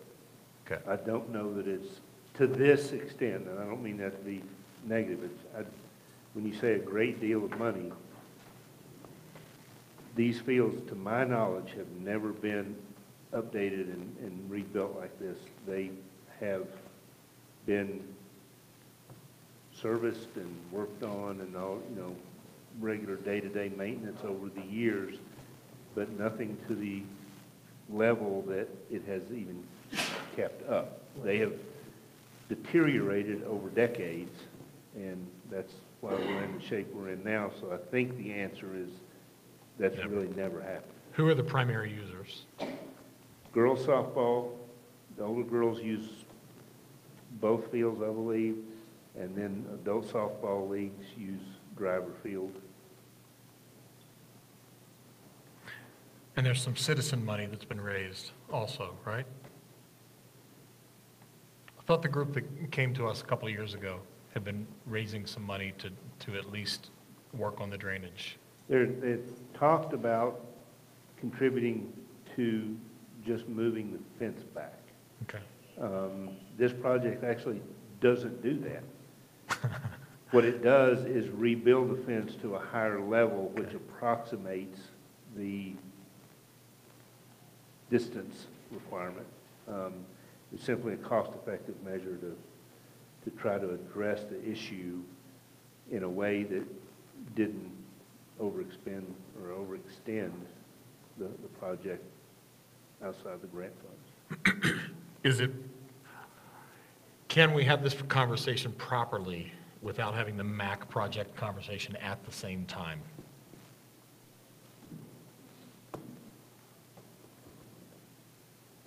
I don't know that I can answer that question without knowing how you define properly. I think they're interconnected. It's much like the conversation we had about James Boulevard and paving. I think one may be made independent of the other, but they're certainly connected. Just like paving and this may be connected. Yeah. Because they're- I guess wasn't like a planned question, but I was just thinking that what happens in this MAC project, as far as I know, you're not going to come to us in this conversation and say, we have an immediate need, because that contract has already been let. They may not be able to do everything they were going to do, or they may have to do different things than they were going to do. But I know there's one other problem that we're going to talk about with that, but that's not something that has to be done. No. Right. So should we get all that on the table? Would it make it easier to discuss this? Or I guess that's about all the questions. I think we need to do this, is what I'm hoping our other council members will feel the same way. We need to do this and get it done. It's one of those things that a town should do. And it's done for years. And that's, this is a situation where, we actually started looking at a budget amendment to address some of these things. And we're in a position where we really can't begin to do that until we have these conversations, so we know what is or isn't on the plate and how to address those. Do we need to have a resolution for this? Ultimately, I believe we'll have a resolution to accept the grant. We have to go to a grant workshop October 3rd. There are actually 3 grant meetings that you have to attend for this. The first one is October 3rd, and it specifically says, do not do anything until you attend this. But ultimately, I believe we have to have a resolution accepting the grant, and then ultimately there will be an ordinance, because it will be a budget amendment to put the funds in the budget. We have to appropriate them before we can expend them. So that's something that's going to have to come as quickly as possible once we get direction and understand the guidelines of Do the we grant. need to make a motion to draft the resolution? I think we can wait, I think. Well, I think You have to do I that think meeting. that would be helpful to have a vote on accepting and moving forward, accepting the grant and moving forward with this project. If we have that, then we know the rest of it. We know we have to have a budget amendment. We know we have to, if it's required, to draft a resolution to accept and all of that. So really the question is, does council intend to? I'll make a motion. What's the direction? I don't think we can make a motion and vote on it, that's fine. But we're giving staff direction if we feel well, then if we want to pursue it. Would it make a difference for the October 3rd meeting? Make a difference. Well, I don't know what's going to happen at that meeting. You said, they say don't do anything. I guess they mean don't spend any money? Right. No, not. No other. Doesn't affect this, Okay. what we're How trying about to if do we here. direct staff to proceed with a resolution to accept the grant, and we'll review it at our agenda Correct. for final approval, so we can, go back and forth on it then. Is that okay with everybody? Yes. Is that enough direction, or do you want to vote it on? I mean, we can draft that, but if there's a specific requirement about resolution language, that may not ultimately be what comes to you. All right, so I go back to, Right. we want to wait a little bit, probably, Can we just, till you go to the first meeting, because they're going to tell you how to write the What resolution. would help us most, staff most, if someone is willing to make a motion that you will accept the grant and commit the funds, then the steps along that process, we can handle. We know what that is. We just need to know if that's the intent of council. I'll make that motion. But do you want to do that before we know the full? Just a question, I mean, if they come back and say. well, we know what it is. Yeah, the requirements are for staff on how we have to let contracts and the dotting the i's and Well, crosses the t. Here's what the resolution is to look at. Or Well, we're there still may be going to that. approve a resolution. That's possible. So this is more of a This is direction. grant management and grant Okay. So this is more of a administration is what we're going to be doing in these things. You made a motion, which was that what was it? Accepted grant. We'll accept the grant and commit the funds. Does anybody have a second that? I'll second. We have a first and second. Further discussion on that? All those in favor say aye. Aye. Any opposed? Carries 4-0. Any more conversation, discussion on the LPRF grant? Next, we have item 10B, Town Attorney RFQ. Yes. I had hoped to get the RFQ document out to council for review and didn't get that out the door Friday. You had not asked me to do that, but I wanted to get it to you for review regardless. When we originally started down this path, we asked council that anybody that had anything that they wanted to be incorporated or reviewed in that process to forward that to us. We had one council member that sent us a review document, and we did use that and incorporated that into the RFQ. We drafted that, and as strange as it seemed, sent that to Phil for review. And How'd you do on the review? He has passed that. He has given some input on some of the things that we, council will need to discuss as part of this process in terms of setting hours and how it will be structured. The RFQ specifically states that that's a secondary phase in this because it is a professional service. The idea, and thus the RFQ being qualifications, is that council initially make a selection based on qualifications. Once that's done, then we can enter into discussions about structure and pay and all of that. And if your initial selection doesn't find those acceptable or whatever, then you can go on from there. But specifically, direction on these types of things is that they are not supposed to be price-oriented, they're supposed to be qualification-oriented. So I will be sharing those recommendations on the things we need to look at in terms of how the pay is structured and what that level might be. Right now, if council wants to review the RFQ ahead of it going out, I can get that to you.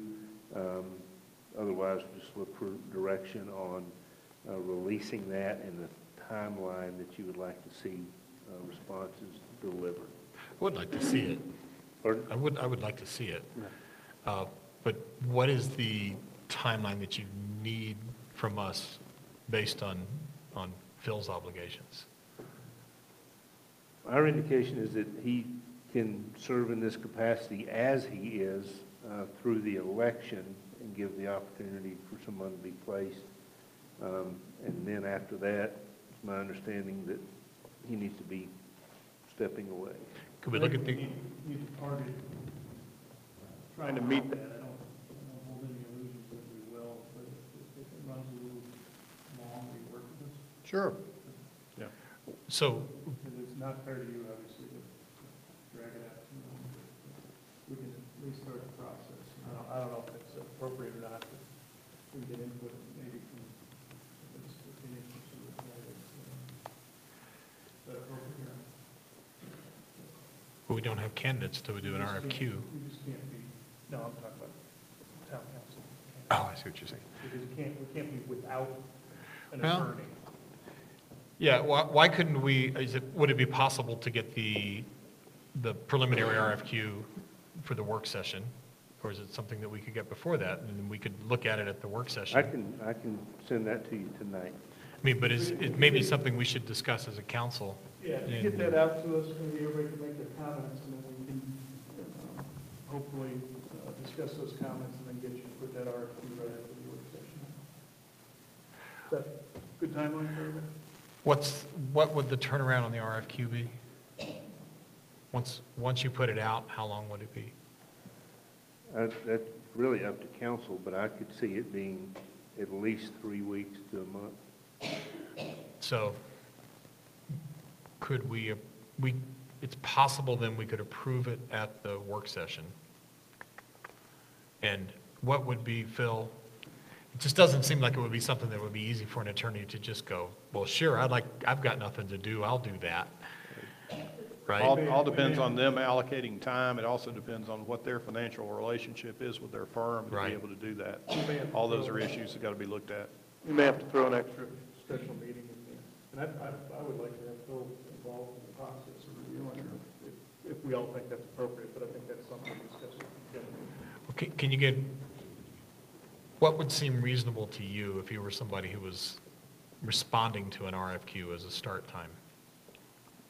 You mean, how long would you need to be able to submit an application? or- You as an attorney who might be interested in bidding for a job somewhere, and they put out an RFQ, and what would seem like a reasonable amount of time? If you get it, and it's got to be turned in by October 1st, it seems like it would be unreasonable to say you have to start by November 1st. Right. Probably. Right. I'm asking what is reasonable? Well, I mean, one of the issues as far as RFQ should be, what types of meetings are you going to have to attend? When can you start attending those meetings? If it's an evening meeting, that makes it easier on an attorney that is working during the daytime to be able to do that. Daytime meetings are a little bit of a problem associated with their practice usually. So that is one of the issues that it would be there. How many other meetings that they would have, the amount of time that they would dedicate. Normally, the firm that they were working with is going to expect a certain amount of income coming from them if they're working with a group. And so those are issues that have to be looked at. That's all stuff we can address in the RFP process. I think your time period about turning around in 3 to 4 weeks is probably pretty good in that regard, about giving them enough time to see that it's out there. Are they interested? Do they want to submit an application? But it's going to be an issue for them to decide based upon talking with the people that they work with as to how much time can they devote. So as they're weaving into it, perhaps, if we were still relying on you some, it would be on an hourly basis during that? I'm not sure I've ever been on an hourly basis, but yes, I'll be glad to. I mean, that's probably how we'd have to do it at that point if we had made, just thinking about it from a budget standpoint. Okay. So direction to staff is, please get us the draft of that, and we'll make our note, we'll review it, make our notes, and discuss it at the agenda meeting. Is that okay with everybody? Mhm. Next on is the Small Cities Coalition. I would like to just push that discussion to the agenda meeting as well. Yeah. I'm not ready to take any action on it or anything, but I think we need to have a little bit of a robust discussion. I don't think now's the time. Everybody okay with that? Mhm. Next is MAC project. Boyd? I'm going to give you an update. As I think we all anticipated, when you start a project like this on an old building, things are going to come up. You're going to find issues as you move through. And to this point, we've been able to deal with those and cover those. The contractor and architect have worked well together, actually identified significant savings in one area, so that when other issues have come up, we've been able to cover those. Just a few examples, in the back courtyard, when you replace the floor joists above that, you get into rotted wood below the windows that you didn't know were there, but once you take it off and see it, you got to deal with it. There was one thing in the plans along the back of the auditorium was to take away a section of the wall and repair the joists in there and then waterproof that, because the sidewalk or the alleyway back there is actually going to be coming up. It's going to be a higher level, so we need to make sure that we didn't have water infiltration there. The plans didn't call for that along the other side on the rear classroom. Once we realized that, again, obviously you have to do it, and you have the same thing happen. You take the wall off so that you can replace it and waterproof it. You find that the joists are rotted, and you have to address that. Again, all of these things we've been able to cover because the savings have been identified. Another thing, something as simple as, can you reduce putting one water fountain in, or two water fountains into one? Well, we've determined that the state fire marshal, even though that's in the plan, doesn't really care. So we can look at that and see if that's something that we can do. The issue at hand is a situation that kind of moves beyond that. Underneath the office space in the boiler room area, I think there were 2 or 4 joists that were broken that were identified. When they got in there to look at how they were going to approach that, closer examination determined there's like 14. Pretty much all of those joists are broken. Pipes have sagged, actually come apart. There's a significant amount of work that needs to be done there. We have an estimate for part of that work that includes resupporting active steam pipes, taking part of that old boiler out of there so there's more room to work. It includes 2 sump pumps, which we were going to put in anyway, but then plumbing, labor, and all for dealing with all the piping and everything that's under there comes out to about $12,000. That does not yet include fixing the joists. So that part of the estimate is still yet to come. So while we've been able to juggle and address and get this process as far along as we can, we have run into this. Now, this is not, other than fixing those couple of joists and putting supports in there, this isn't part of any project. So this is over and above what we've approved. That's the main issue that we have. And what I've tried to make clear, while some things may be simple in terms of does it make sense to do this, it's not so simple when you have a finite amount of money budgeted to a project. We cannot expend funds that we don't have allocated. So we are approaching that point where we've done what we can to keep this thing going. And this, again, this point that Dan was making earlier, this doesn't necessarily stop this project. It's a complication. So that really is an update and really a request for additional direction from council on how they might wish to proceed with some of these things. We will continue to try to address or identify savings and use those savings to address unexpected issues, but this one is a little larger than what we can generally bite off with a few dollars saved here and there. So because this scenario that you just described is in that front office, that front office needs some love in some other ways as well. I mean, when you go, the floor is a mess in there, and when they replace the joists, it's all going to get messed up. I think it would be good for us to take a good look at that section as opposed to just that, you know. Even if $12,000 was the thing that would fix it, we should probably look at making some corrections at what else in that area. Yeah. And it is interesting, when we started this process, that was the question. You know, the whole P&A is we want the big picture. We want to know exactly what this building needs before we start down this road. And obviously that got us part of that picture, but not all of it. So I think we need to do that on a little smaller scale with this particular area and see exactly. Who and how would you suggest that it be involved in that process?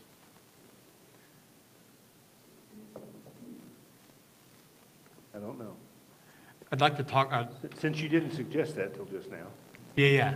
So my suggestion would be, it'd be great if council could have that discussion as to how we determine, how we move forward on a small section like that. Like, what sort of input do we get on this from staff and from people who are working there on a regular basis, and what the needs are if that office was reconfigured a little bit, as if we took a look at it. So the joists are in the office area. But they're under the main office. Right. So the stage is still on target. Yeah. All of that's still on track as far as placing it. Yeah. Really, the lag we have right now is basically due to, and I'm not saying this is a bad thing, but the contractor proposing alternative approaches to drainage and all in the back courtyard alleyway area. Which is fine, but, in several meetings and discussions, my position generally is we engaged and paid an engineer to engineer that plan. And that's what we need to proceed with. And for the most part, that's how it has evolved. We've looked at some other things, but we've gotten back to basically where we started, with the exception of a couple of points. One of the concerns is that small drains, the smaller the drain, the harder it is to get the water to that point. So now he's proposed a different method to do that, a larger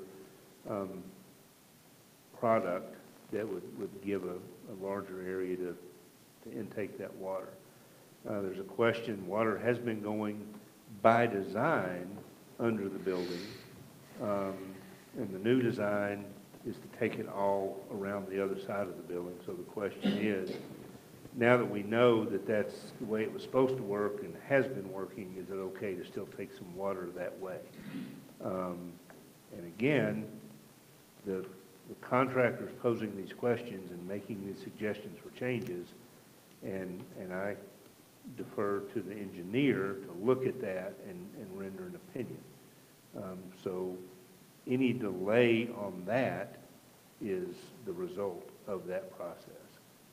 Anything else that we've identified as an issue, we've figured out a way to address it and move forward, save the joist issues under that office. And to make sure Chris and Brandon and Bob are all clear, the office, if it was closed, and all the other work was done, that would not prevent the Playhouse from moving back in and everything from moving forward, which is good. And we are facing a bit of a deadline that the Playhouse has got to decide by the end of October where they're having their winter play. They must make a decision by then, and they want to come back to the MAC. And Where did they have it last year? at the Methodist Church. Method?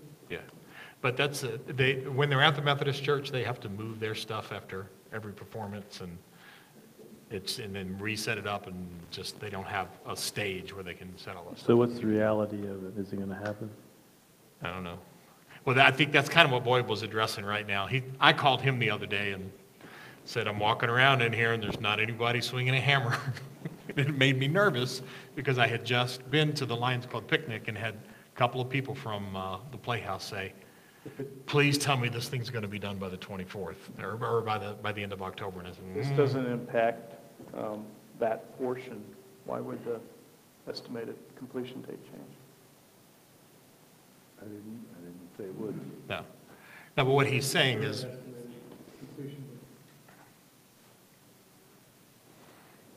Barb, you recall the timeline? Yeah. That may or may not still hold, but that's what it was. When's the winter play?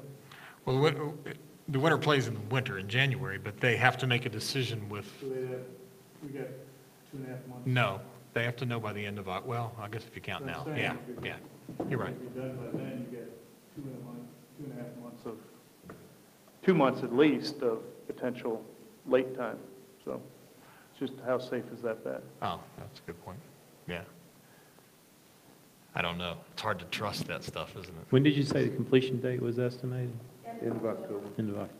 But what do we need to do to move forward on this? What do you want? Is that just an update? I think from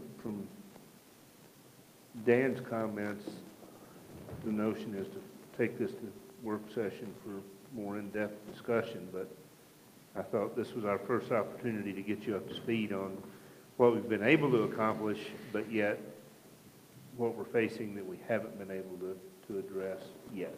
Okay. If you, Any other, go ahead, I'm sorry. no, it's okay. Well, if you were proposing $12,000 right now, I think I would feel like we don't have enough information as to whether or not that $12,000 would be a smart thing for us to do without taking a look at other needs from staff in that office. And I wouldn't propose $12,000 because the issue that drives this, being the floor joists and all of that, aren't even. It's not even in there. We don't have a full price. When do you think you might have some more information? That is going to be a bit of a complication because it's really a matter of them. They're going to have to do considerable more investigation, I think, to get that absent doing this work first. The notion is if they can get in there and do this work, that makes the rest of it easier and they can get a better idea. But again, I'm not really inclined to go down that road without some inclination of what additional cost is going to be associated with it. You good? Anything else on that? No, well, no, I thought Brandon was going to say something.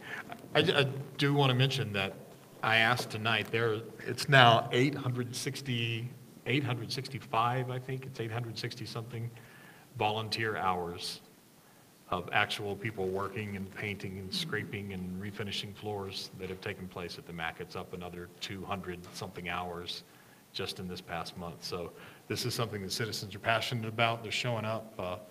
Kent Walker has probably worn his knees out working on the floors in those rooms, and it's just exciting to see it. And that's all value being added to the town at no additional cost. And multiple concerts still going on. Oh, and this is the only time we'll get to mention it. Is it next weekend?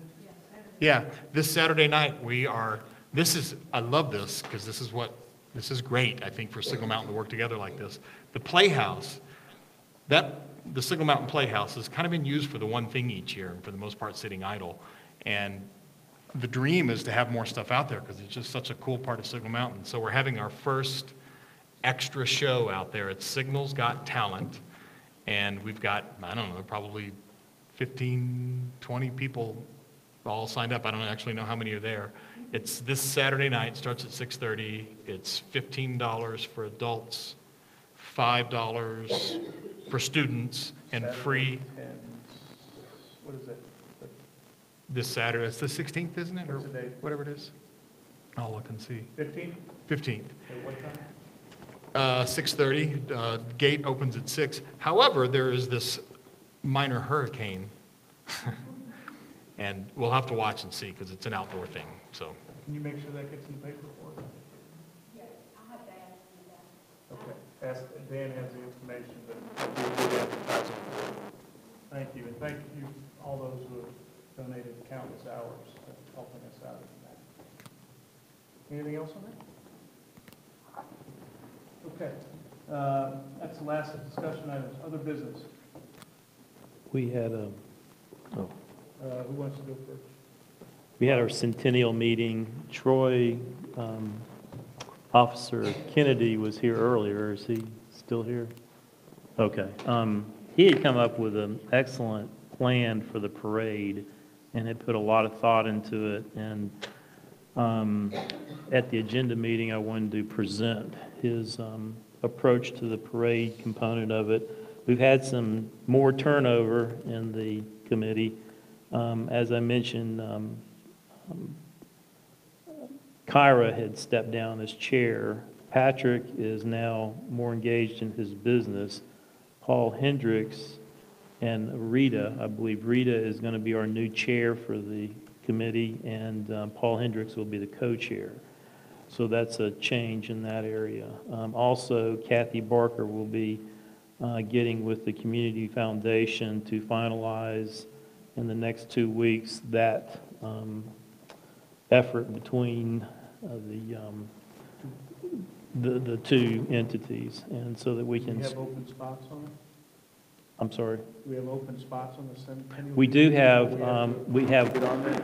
we do have one for sure, and maybe two. But I'll get into more of it on the agenda meeting, but that's a quick, Do we want to advertise that now, though? yes, Do we advertise and do those, that's a time sensitive? yeah. 2 spots, 1 spot? One spot right now for sure. But potentially Yeah, two? potentially two. Whatever applications we Just get. say if there's opening. Yeah, we can probably get applications 5 to the end of it. 2 weeks. Well, maybe we can, and that helps I think- speed the process. I think we're supposed to advertise for 3 weeks. Okay. That's fine. And obviously, I think we have a couple other board openings on town, we should advertise those at the same time to get our money. That's all I Sorry, have. Bob. Nope, nothing. Anything else? No. Dan? Anything? Welcome again. Thank you.